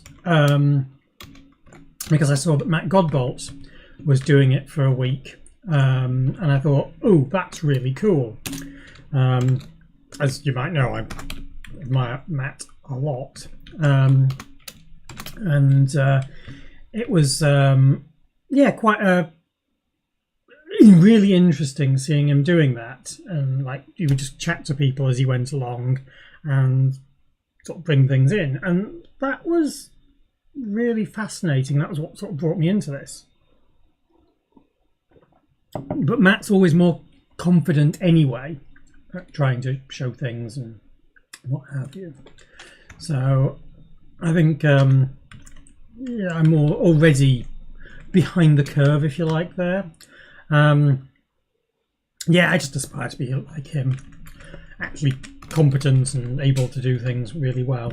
Right, so all I've done now is just copy the same chunk of code from up above, and we can go sort of match things up. So get the condition code. Yep, that's that bit there. Get the mnemonic we're using based on bit number 20. So it's LFM and SFM. So there we go. Let's go and change that to LFM and SFM. Okay. Next bit is the count bits are not contiguous, which is basically the same statement we had previously about the length bits. So count there, which is a I'm actually doing it as a count, so that's just an int we'll put that into. Pre-index is, oh sorry, count bits. Yeah, so that goes there. Pre-index is the same. Upwards, yeah, that's the same. ARM register the same. FP register is the same. Offset is the same. And then not up is also the same, and whether it's got a write back. So all of this is identical. That's kind of cool. So then we write the mnemonic and the reason code. There's no length in there, so we can take away the length value. Because instead we have a number of registers. Hang on, where's count? Where is count being used? Ah, there it is. So we do because count appears afterwards. Yeah, so there, that bit there is correct. Then we do the FP register, which is this one here, and then we do the count. So that's going to be there. Count. And then we do the access mode, which is the bit that follows. So that's done. That's done, and now we're on the access mode. Now the access mode, this looks very, very familiar and very similar to this one. So let's pinch this code and see whether it actually is the same. I mean, we could actually like put these into functions if it was going to be that similar, but right now let's just copy it across for simplicity. That looks the same, and print out the address. Yep, that's all good. Otherwise, bracket register followed by write back. That's the same. And then a constant with write back. Yeah, that's exactly the same. Exactly. And then finally, the access mode goes with it. Right. Okay, so that's all exactly the same. So with that in mind, that should be the entire code that we need to do. So let's move this down a smidge. Build and run, I suppose. See whether we have that's build and run, isn't it? Yeah.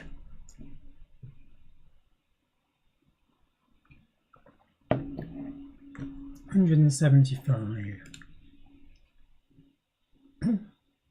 Missed the semicolon there. All right, back to here.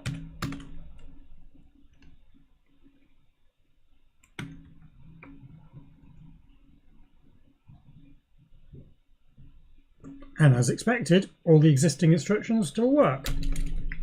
We now need to go and put in the new ones. So we want an SFM.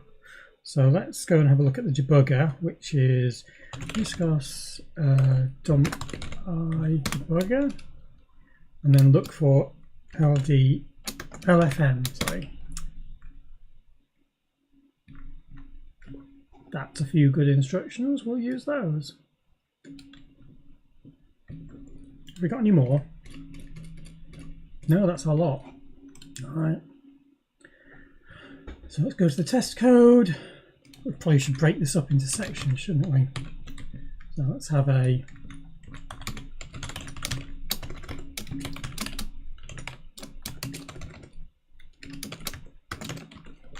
another one down here for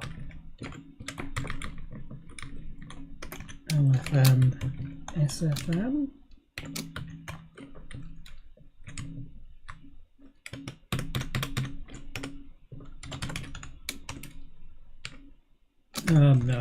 No, printer, what am I doing? Mr. Brain, come on. OX. genuinely, I do think people may think that I'm just an idiot here. But that's okay. I might be an idiot. But at least I'm my idiot. Yeah, something like that anyway. Ooh, we should probably print out the results, shouldn't we? Results. Print F, not in Python. Pass I.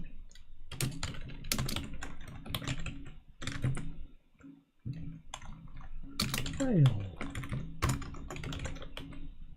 Dum. Build and run.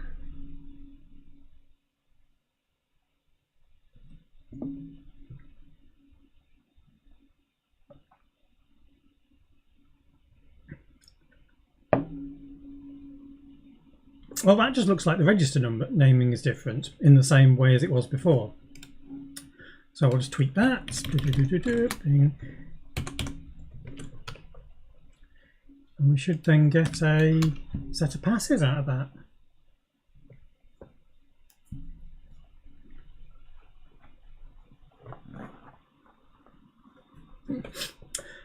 Yep.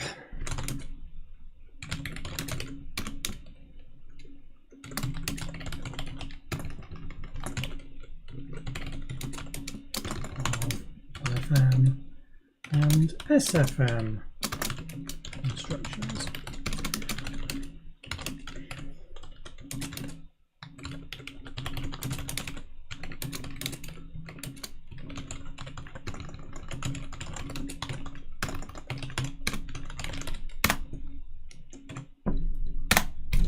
That's now committed. Next is, let's have a go back to here. So all LFM, SFM is now done. What's our next one? Dyadic and monadic. Dyadic being the binary operations and monadic being the, binary and unary.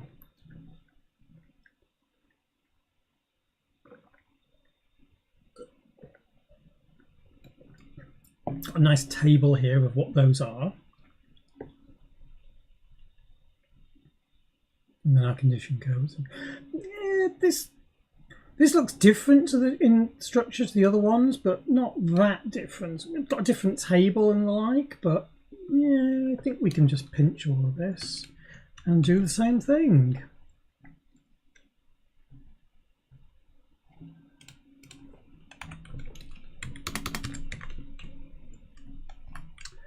See how we get on. I mean, this is just like, as I say, mechanical really.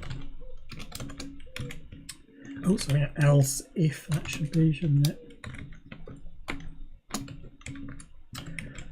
If opcode is 14 and I put these on different lines, don't I? Make it clearer to read.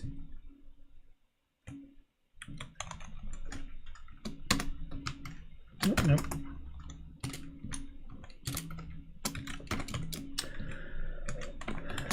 Right, same for this comment here.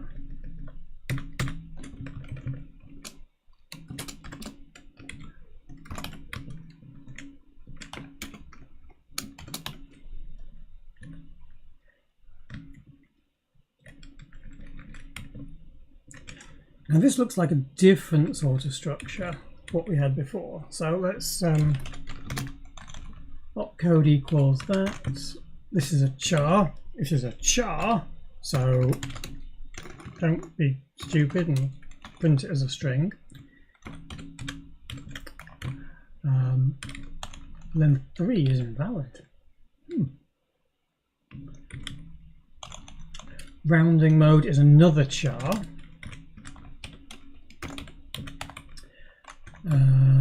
And we don't have a symbol for that apparently. Oh, fair enough. These look like, all three of these look like two T's. There we go. Oops, missed the semicolons again. Ah. Right, this is my table that we had before, so we can just copy this as a static array, can't we?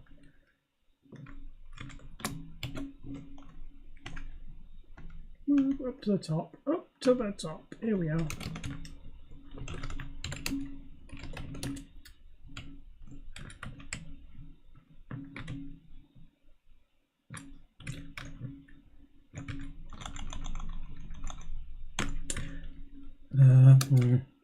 Const char star. It's a lot nicer using a higher level language that's got string types. One day I'll start writing this stuff in C++ or something, or even something more sensible than that, I guess. There we go. Right. That looks okay. Down to the end, semicolon, and just put these as comments.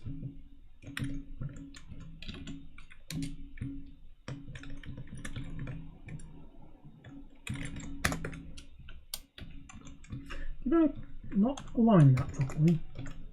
Yeah, I didn't align that properly. Okay, FPDO, that is, we are here.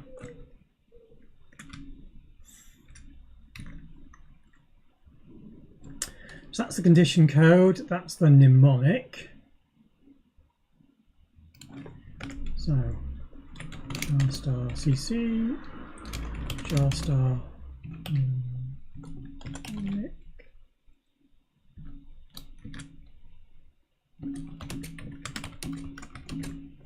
Where was me? Condition code and mnemonics, those two there.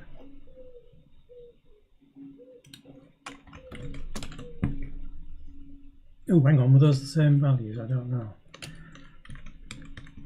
So condition goes to 28. Yes, that's correct. That's correct. This one, however, is not that. It's this FDO lookup, which actually is exactly that. Awesome. So we've now got a printf. That's one of these type of operations.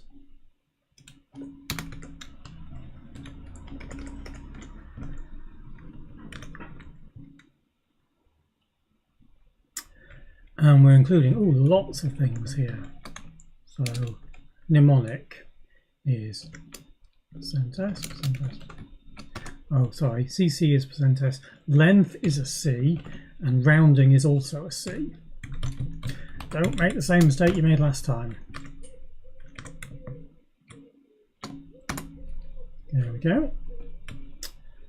Then we use operand fm of word. So we started using that again. Operand, that's a string, isn't it? It's a const just operand.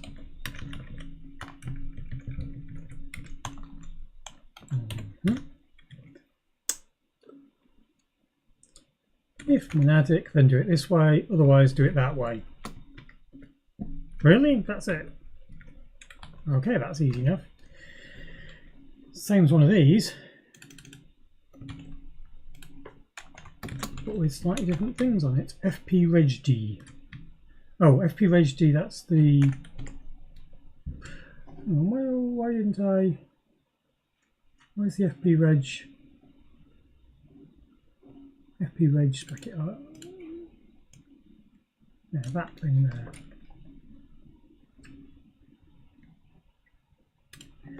So we do comma floating point register comma operand.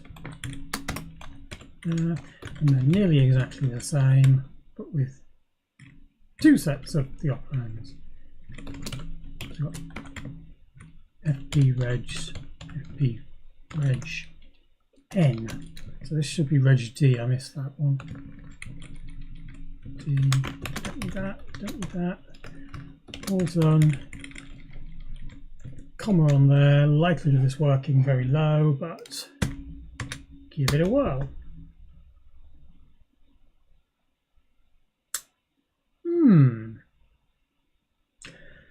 Semicolon's missing at 284.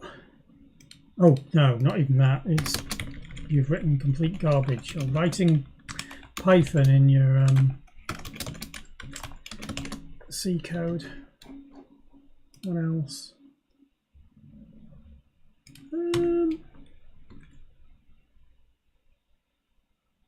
Not bad. 284 semicolon after operand.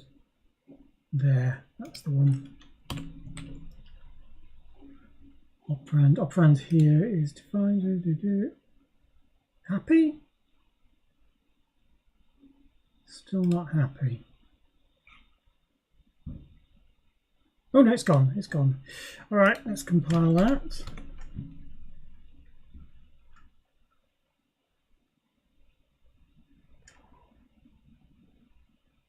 Woo! Okay. And we're looking for, what's the first one, is it?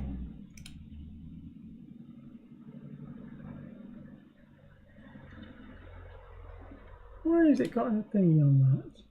Oh, shadows open. Oh, there, I don't care. First instruction is ADF. So I'll find ADFs in this. ADF, add floating points, there we go.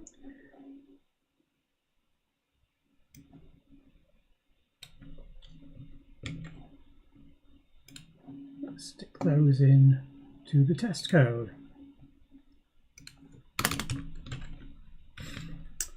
But that's not 16 because there's the dyadic ones and then the monadic ones, or binary and then unary. So I want to go back to here and have a look for the other ones. What are the other ones? So not that. MVF is the next one. So if we go back to test code here, and we need to then go and find MVF. There we are. Lots of them there.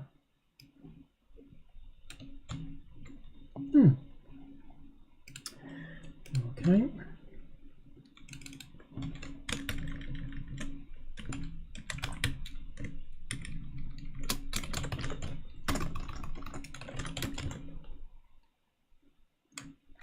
Wonder why I called them dyadic and monadic in one place and binary and unary in the others. I'm sure there was a good reason.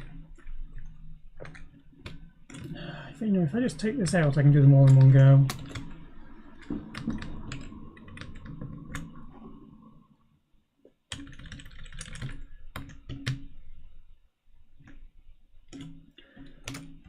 Test decode. Right. X, comma, right, comma. Ooh.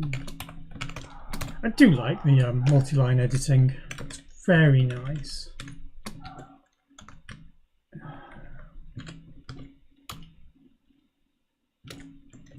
Okay. All of these look pretty sensible to me, so I reckon that when I build this, it will just work.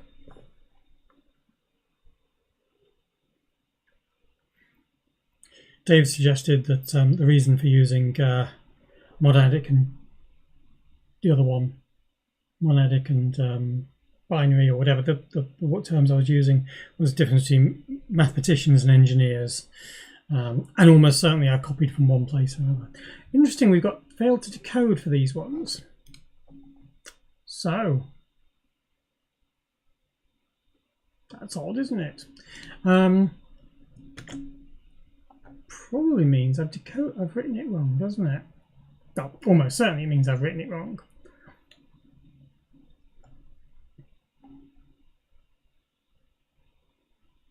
I bet that's it. I bet I've got a precedence issue there. Let's just try that.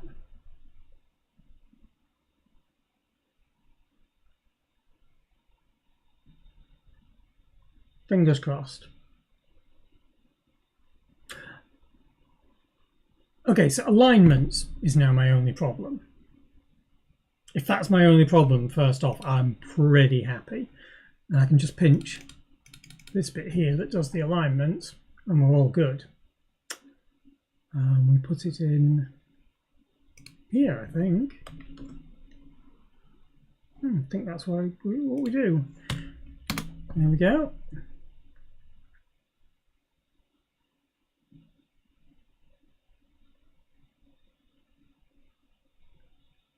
Whee! Nice.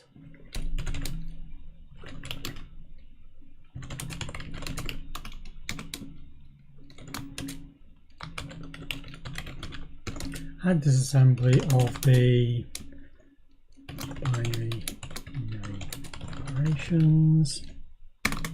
You can now decode binary operate.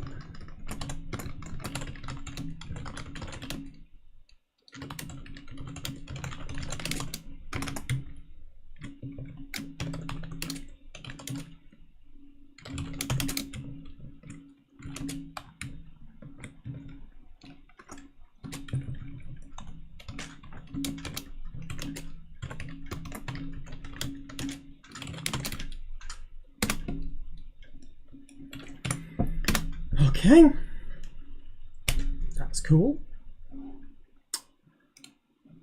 Next one is, so this was the monadic and dyadic one, let's kill that.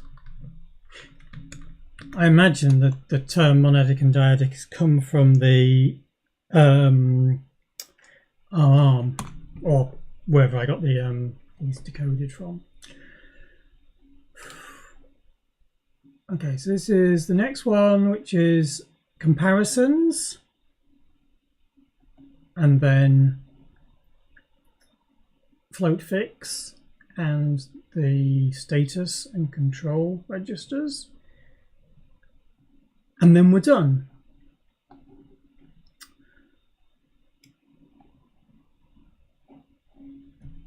Looks like I'm probably going to have to do all of these at once just because that's how it's being done. So let's just give that a good whirl in here. Oh, right. Now else if.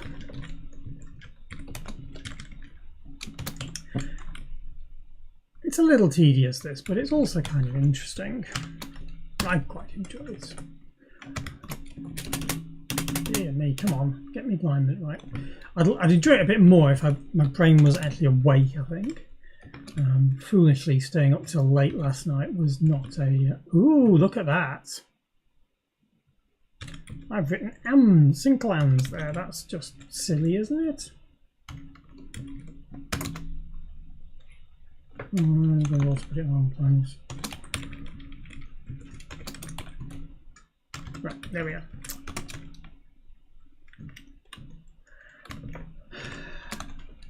Now, some of this is very similar, some of it is not. So we'll just recode things as they are rather than copying things for now. And maybe we'll harmonize stuff by copying later.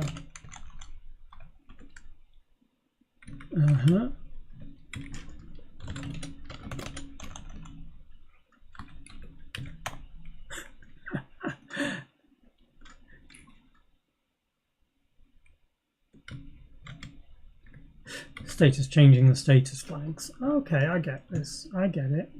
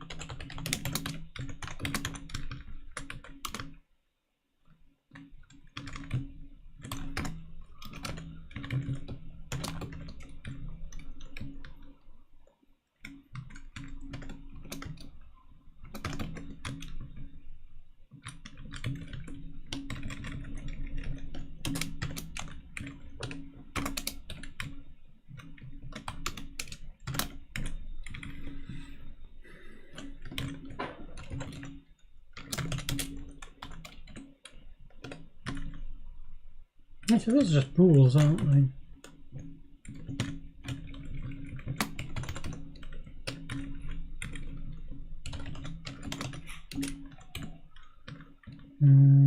That's the condition code calculation. That's the different mnemonics to be used. And then a condition code. And operand, and then we're done. Okay, so this is actually not too terrible, because if we just grab the condition code calculation here, we want to grab the mnemonic, that actually would be quite useful. So we do this. Oops. So condition code is the same, that's that bit. Mnemonic is negated CNF, otherwise CMF. Compare negated floats or compare floats. We've got an accepting, so we can just put an E in there. We can do that. We have to do that as a string, don't we? So const char star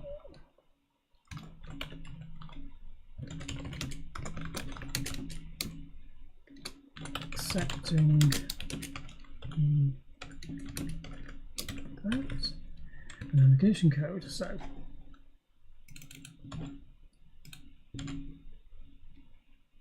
this is just 3 strings concatenated. Oops.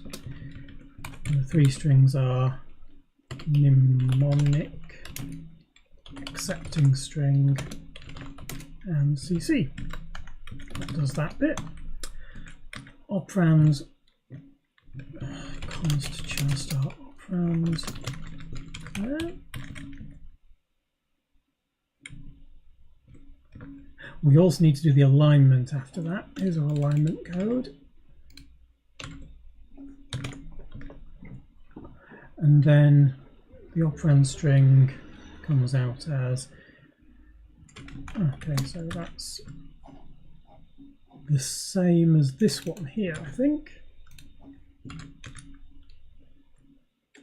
It's called reg N, not D, but that is the same thing. Cool. Next part of the sequence is this one here. Put some braces around that, otherwise it won't recognize it. Else, so this is if it's not status and not invalid.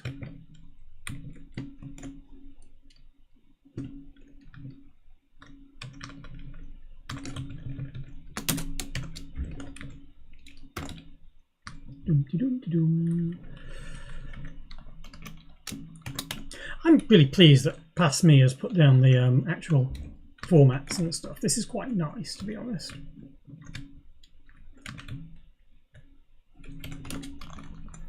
Length is invalid. This is the same stuff we saw previously. Rounding mode, again a character. Const char star mnemonic.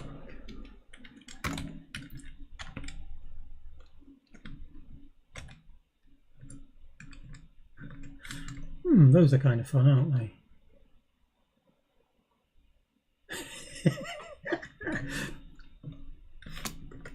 Right, well, I'll just code it and we'll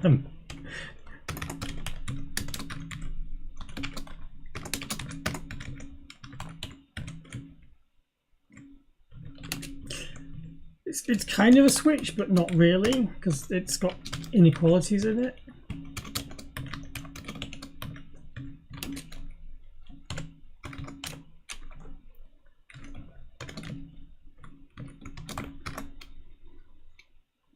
Yeah, that's clearly invalid type of codes. Oh, I can't.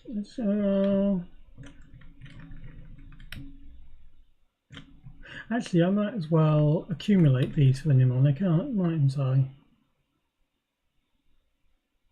Yes, I might as well be accumulating them as we go, rather than putting them into the mnemonic string.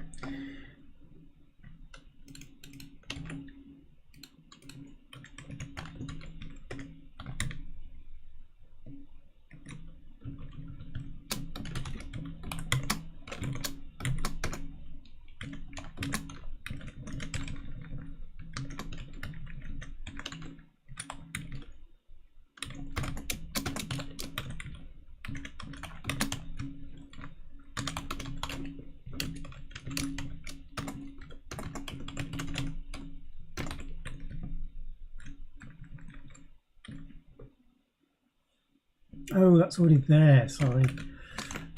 Ah, so we set that to empty so it never gets accumulated. Well, we just put it as a null and then we'll check for it and write nothing out. Oops, that should have been fixed. And then this one.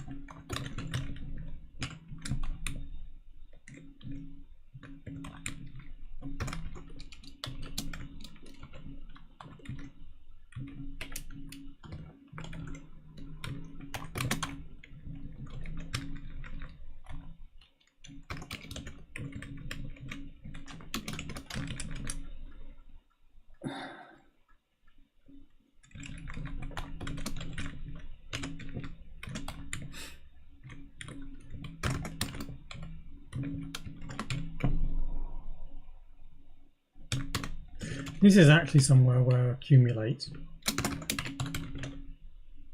probably wins, because opcode and 1 are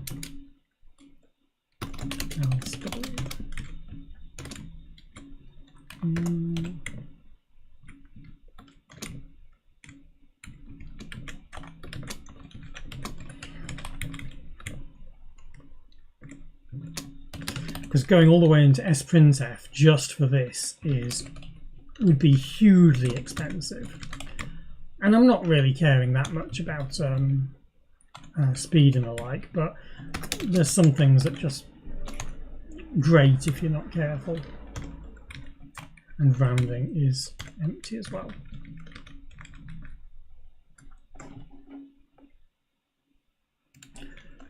Right.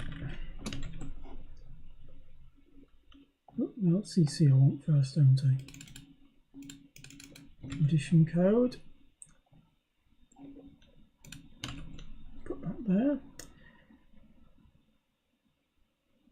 So we've already accumulated the mnemonic itself up here. So now we just need to accumulate the CC and then add the length if necessary.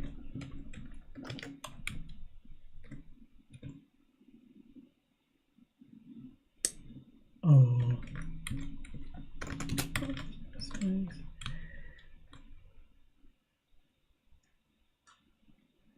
sorry. So I've already accumulated that, so I need to accumulate the CC code, and then we want to append the length character, but only if there is a length character. So if length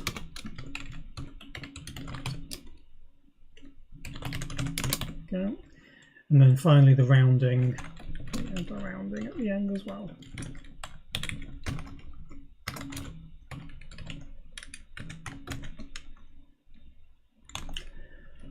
Right, and then I want the alignment. Thought I copied the alignment code. Maybe I deleted it, I don't know. We'll see how broken this is in a minute.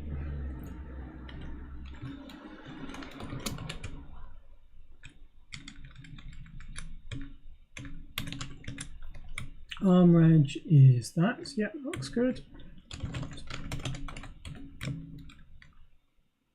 Some spaces.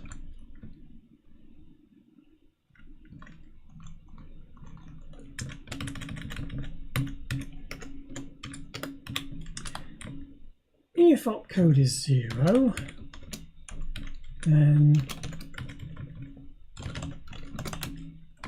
floating point register, and then we use those two. So that's, hang on, we had a thing that did that up here, didn't we? Floating point then arm. Didn't I? No, I didn't. No matter. It's just the floating point registers one here. Like this, really.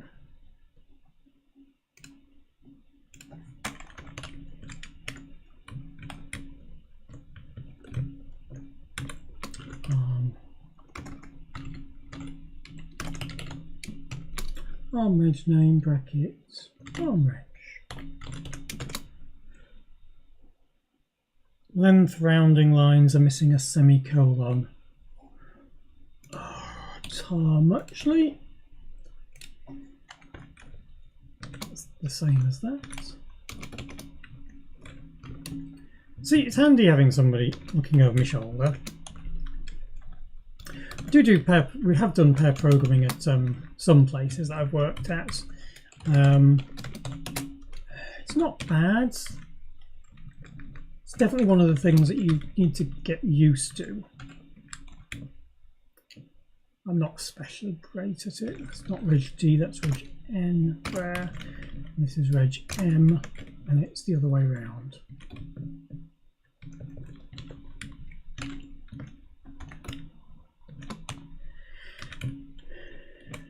Else, if opcode is less than 6,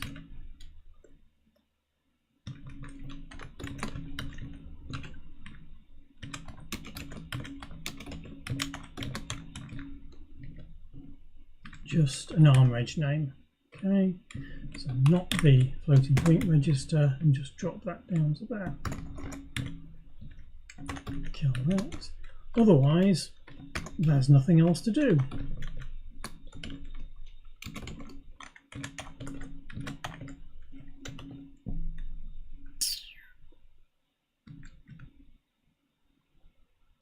Now that place where we fell through, we don't decode this invalid sequence, we'll return false there.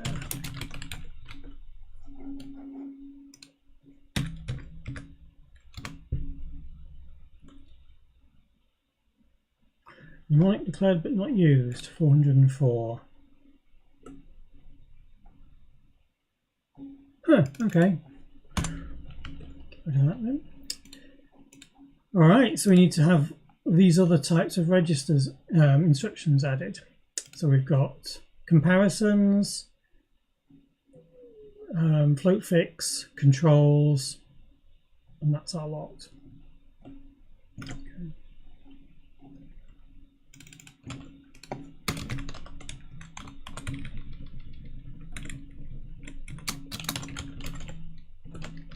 Comparisons. Doesn't look right. No, just doesn't look right. I'm going to accept it as it is.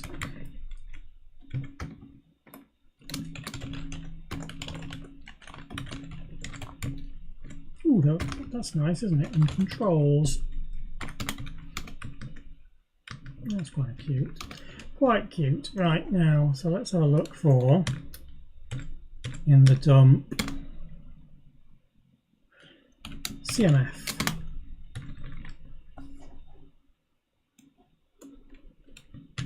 There's a bunch of comparisons.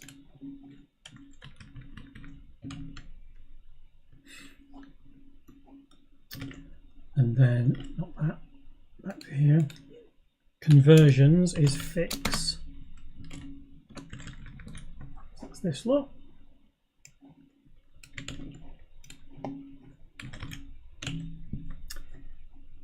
Except I want them together so I can edit them all at one go, don't I? And then what's the other one? WFS, I think it was. This set. Yeah, this set here. Status and control registers. There we go. Oop. All right.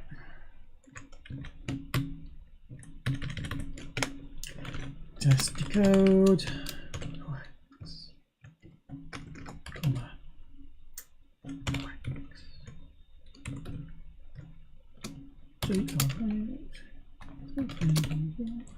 And we should have some register numbers in here. We go. There's these ones here, lowercase, and these ones here, lowercase. Don't think I've got any tests here that are doing constants, have I? No.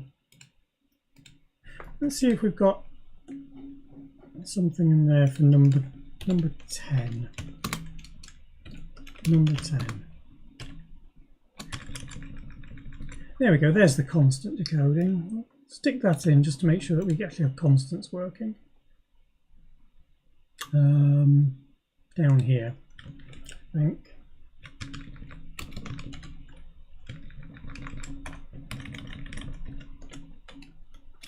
Test.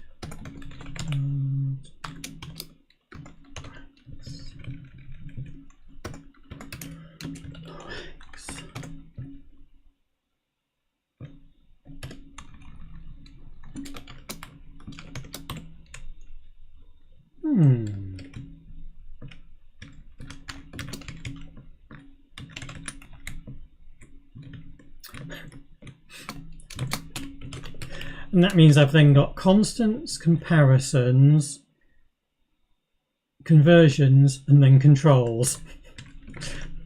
I'm amused by little things. I mean, nice having them all with the same prefix letter. Very confusing, but it's very nice. Right. How badly did we do here?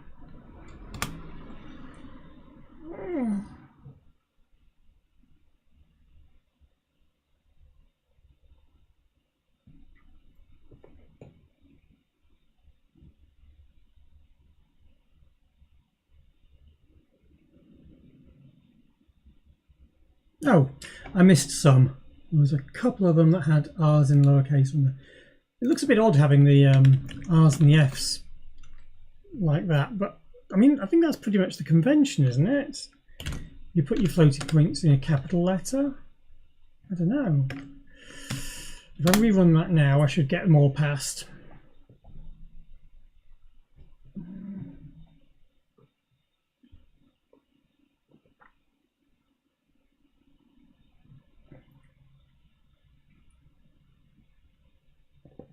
Wow. Just look at that. I think that's quite cute, I think, don't you? No. Anyhow. Add the FP of FP. What have we just done? Comparisons, controls, and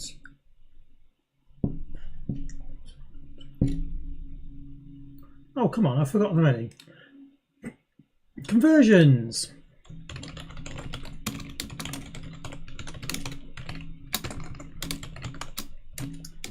Controls.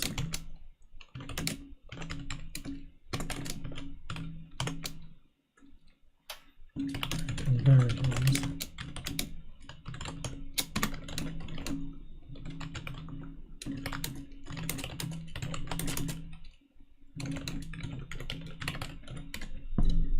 Nice disassembly. Yeah, not a great message, but it's fine. Okay. That's now there, so we need to start building this into the main disassembler, which probably isn't actually that hard. I'm saying it shouldn't be that hard, but I need to work out where. If I remember rightly, Rodis is actually the bit that does the... Yeah, this is the bit that does the clever interactions between the different parts of the system.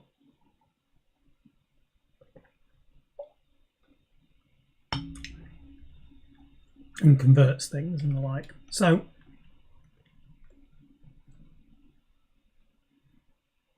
I reckon I can just bolt it in here. Yeah, I think I can just do that. So if I just do include fpa.h in here, and then just here we do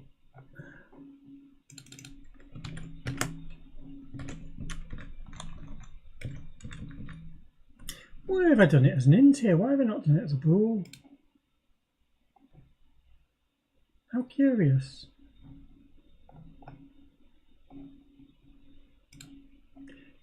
Let me just convert it all to a bool, why not?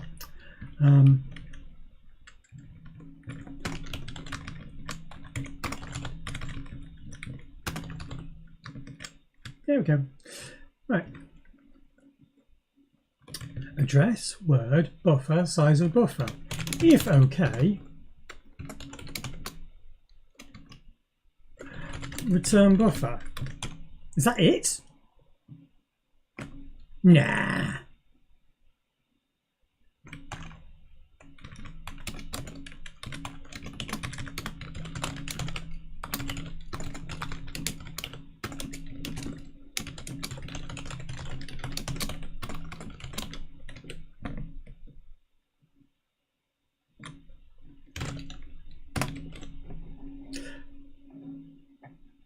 I mean, I'm going to have to also update the makefile as well. So if I just have a look in makefile FPA, because we had to make this tweak to the lib file as well. Oop, not that makefile, this makefile.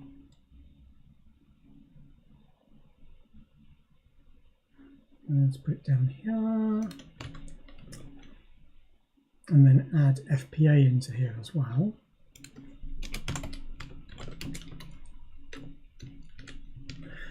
If I remember rightly, this file is also going to be doing the same thing. Yeah, this file is going to need this as well, which means that we're also going to need it to have that generic as well. Does example need it? No, because that doesn't use Rodis. There we go. All right. So now let's build the module.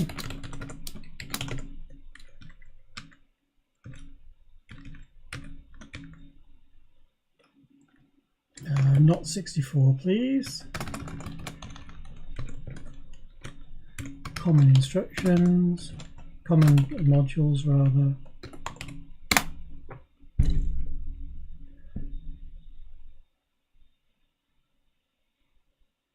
Could not load. Oh, yeah, loading the 64-bit version into a 32-bit OS is not going to work. It's not found, but it's not going to work either way. Okay, debugger. Let's run the test code. Debugger F, isn't it? Look at that. They're all decoded. All right. So debugger F mine.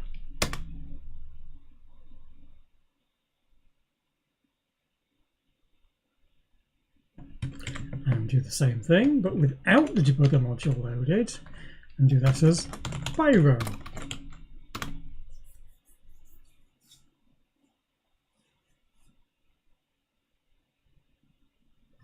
Diff mine against Pyro.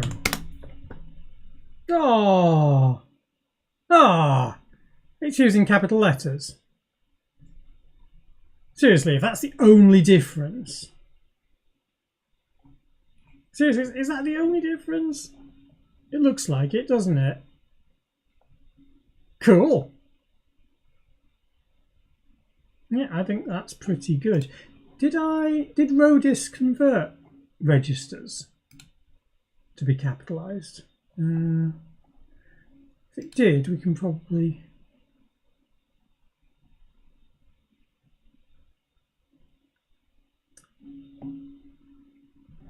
That's RSR, hex notations.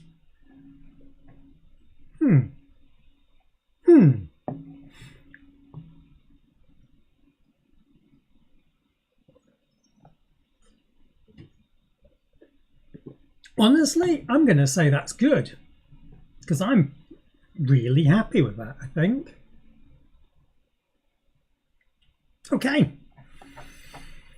So, with that in mind, let's now status. Should probably check whether dis file works, shouldn't I? RISC OS make file dis file. Just check that builds. It does, therefore it should work. Ooh, no, Rodis requires 1 but 0 given. Did I introduce that, or was that already there? I did introduce that, that's me. Word. There we go. Right, okay. Commit -a. Wire up the FPA decoder into the existing module. New FPA decoding is now also called the module, so we have FPA instructions being decoded as well. All right.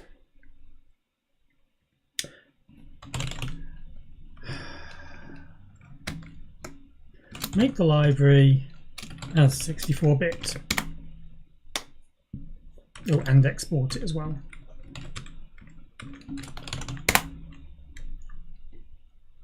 Okay, library exported. Now make the, whatever the other thing's called, the module as 64-bit.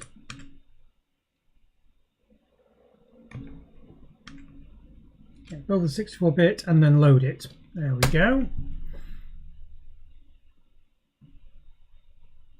Ooh. NumPy debugger.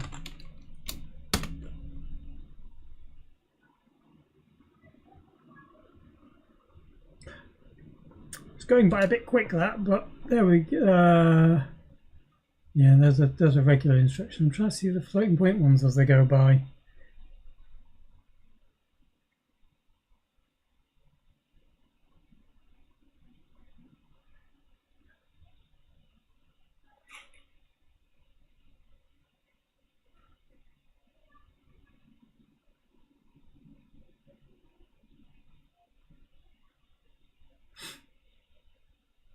I mean, it'd be genuinely interesting to see how well this works in a real system.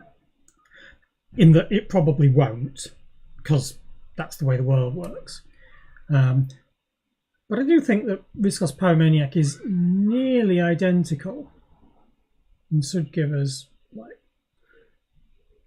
good indication of whether it's going to work or not, because that is the whole point of it. Maybe we should try that. Maybe we should give that a whirl.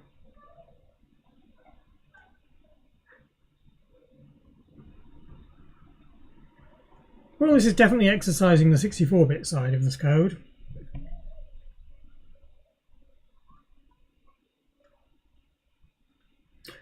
Somewhat boring. Ah, there we go. There's the floating point instructions turned up inside it as well.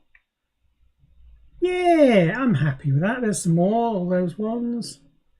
More of them. I mean, they're the ones we decoded before, so they should all be fine, but excellent. That's working. So, status. It's now built. RISC OS EMU. Just make the module. Yeah.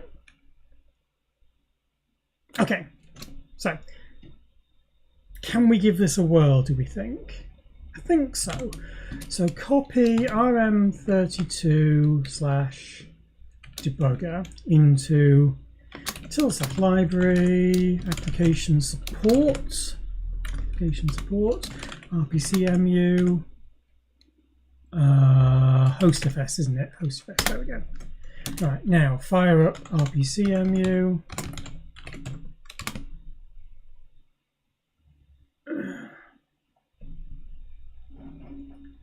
Pull it onto the right screen. All right. So, give me zap, give me a scrap directory, the fonts, user, and load zap. Okay.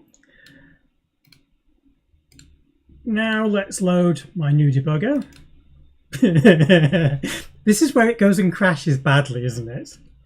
Now load up the debugger code. Oh, hang on. This is confusing, isn't it? There's two things called debugger. Well, it doesn't matter.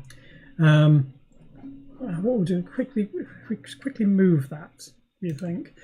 Move debugger. Oh, hang on. No, move.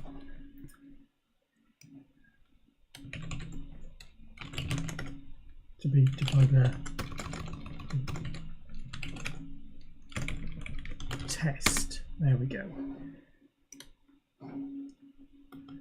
Refresh that display. Debugger test. Right, load debugger test. Right, this is not using my new module, I don't think.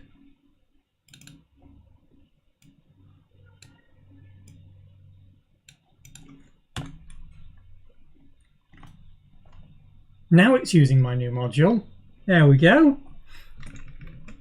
So you can see it's got instructions here. It's not spotted. I maybe should make these capitals so that they actually come out in the same style here. What else we got down here? Yeah, that all looks okay. Yeah, this looks interesting. Because all of the comments here are generated by Zap. So they're not going to be that interesting. But the rest of it, I mean, we're getting pops out instead of LDM, SVM, which is actually, I prefer that nowadays, but other people might not. So capitalized hex constants is something we should probably look at. If I look for, how do you search in Zap? It's Control S, isn't it? Search forward for ADF. There we go. There's the floating point registers. So Zap is just fine with using this, which I'm quite pleased with, to be honest. STM instructions, I've got the conditions in a different place to what it's expecting, but that's not going to hurt anything.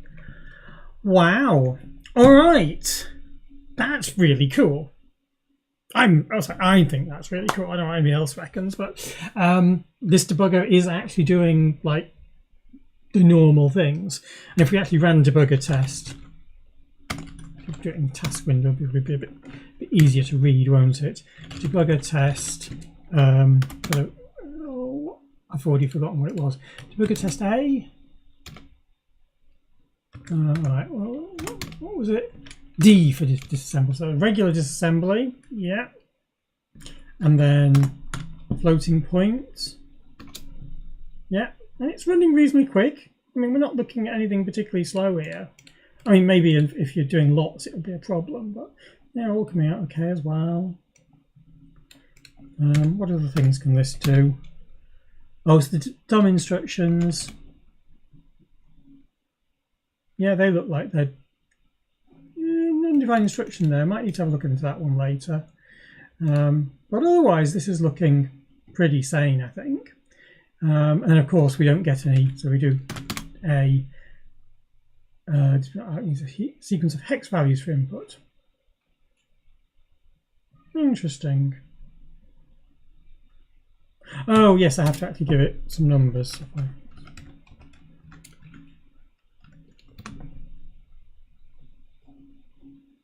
A arc. I'm not sure how that's going to work. Is it arc 0?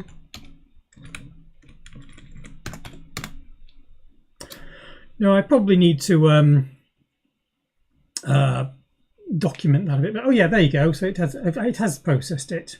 Debugger arc needs a sequence of hex values. Maybe I need to put a comma on the end of it to say stop. There we go. So I value out of range, so it's actually failing because it doesn't exist, which is what you would expect since I haven't implemented it yet. Right. Okay. What was I trying to say? What I was trying to say was we've now got a module that's working. It's doing disassembly. It's running in the real system. It builds for 64-bit. It doesn't have the extended Debugger Plus or architecture stuff, but we can add those later. And we don't have comments on things, on lines, which again, people could add if they wanted, or I can add some of those in for constants. I have done that in other places. So let's kill this, and yeah, we want to exit that. And we want to go up to here and mark this task as complete, because FPA instructions, done. Woo!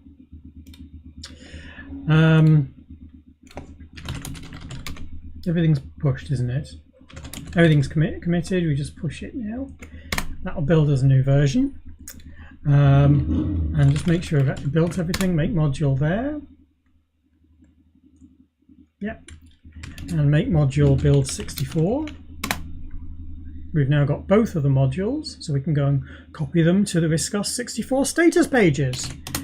Move RM32 and 64. Go over to the status pages. Make sure this is up to date. Oh, sorry. Yeah, because I've just added those. Apologies for the bike outside. If you could hear that. If you couldn't hear that, then you're better off than me. All right. And then let's have a quick look at the README as well. Because debugger in progress. I think I'm going to recategorize this as works now, because yeah, this is working. And we're going to look at the notes that we've got down here somewhere. Where have we got the note? Note for debugger. Debugger works but doesn't have thumb decoding or breakpoints. That's not true, is it? It does have thumb decoding and breakpoints. Works in 32-bit and 64-bit, but doesn't decode ARC64. That's pretty much the main thing that's missing now, isn't it? Yeah. All right. Commit runs A. Updated the status page with the new debugger module.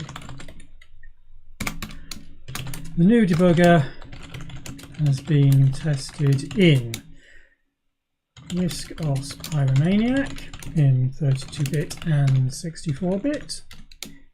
It has been used with ZAP in the RPCEmu, with RISC OS select, and tested at the command line.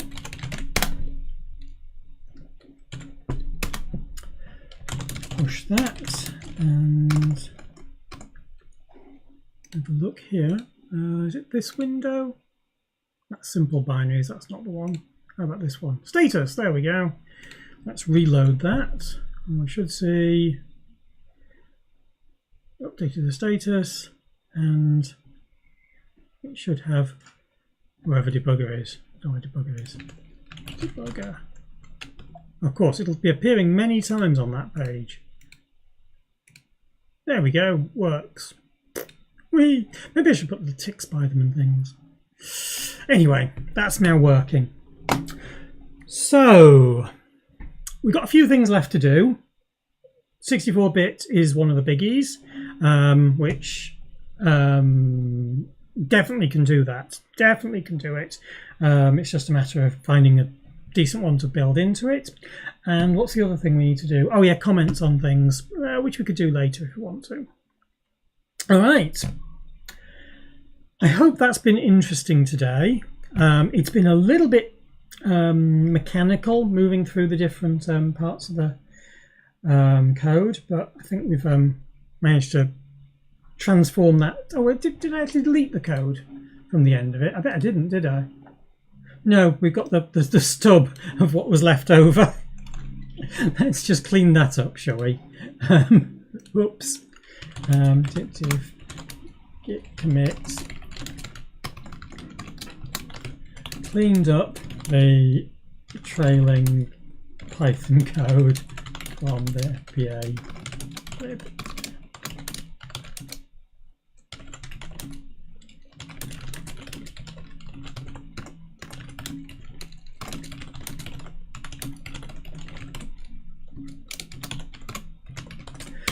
All right, debugger complete. Well, not complete, but at least complete to the point which I'm happy with it right now. Again, I'm going to ask people if they've got ideas for the next thing to do. Please let me know. The RISC OS 64 status page does show a lot of things that are present there. Some of them are very complicated, obviously, so it's not very interesting. But it doesn't have to be about 64-bit conversions. We can also do just some random things, port a library or something like that. I'd looked at, and David had mentioned to me, David Thomas had mentioned to me a little while back about Pluto VG, which is a vector graphics library, which I haven't tried porting yet, but I'm interested in doing. Might be fun. I ported libshrift a little while back, which is a font library, just to see whether I could do that. I also built TCC, a tiny compiler, C compiler, on macOS. I built it on macOS to build ARC64 code, and the ARC64 code worked fine. It'd be interesting if I could build that for RISC OS, and then we'd have an ARC64 compiler. I genuinely am not sure that's useful, but it'd be interesting to try. I've got a whole load of other ideas of things that would be interesting, but it's not sure what would actually be the thing to go for next. Yeah, think of ideas, have a think about it. Also, if anybody's got any comments on the style, things that I'm doing well, things I'm doing badly, I know there are a few things that I'm not doing well, like not explaining things as well as I could, but please feel free to just give me some feedback on the rule forums or by email, gerph@gerph.org. Yeah, drop me a line. Or have a chat about it online on the rule forums. Happy to hear it. I'm going to call it a day there. We're just short of 3 hours. So about what I was expecting for this. I was hoping I'd get done a bit more quickly, but got a few distractions in there. Yeah, thank you very much, people, and I will see you all probably next week. Yes, I'll put up a note saying whether we're doing stuff next week on the rule forums. Thanks. Bye.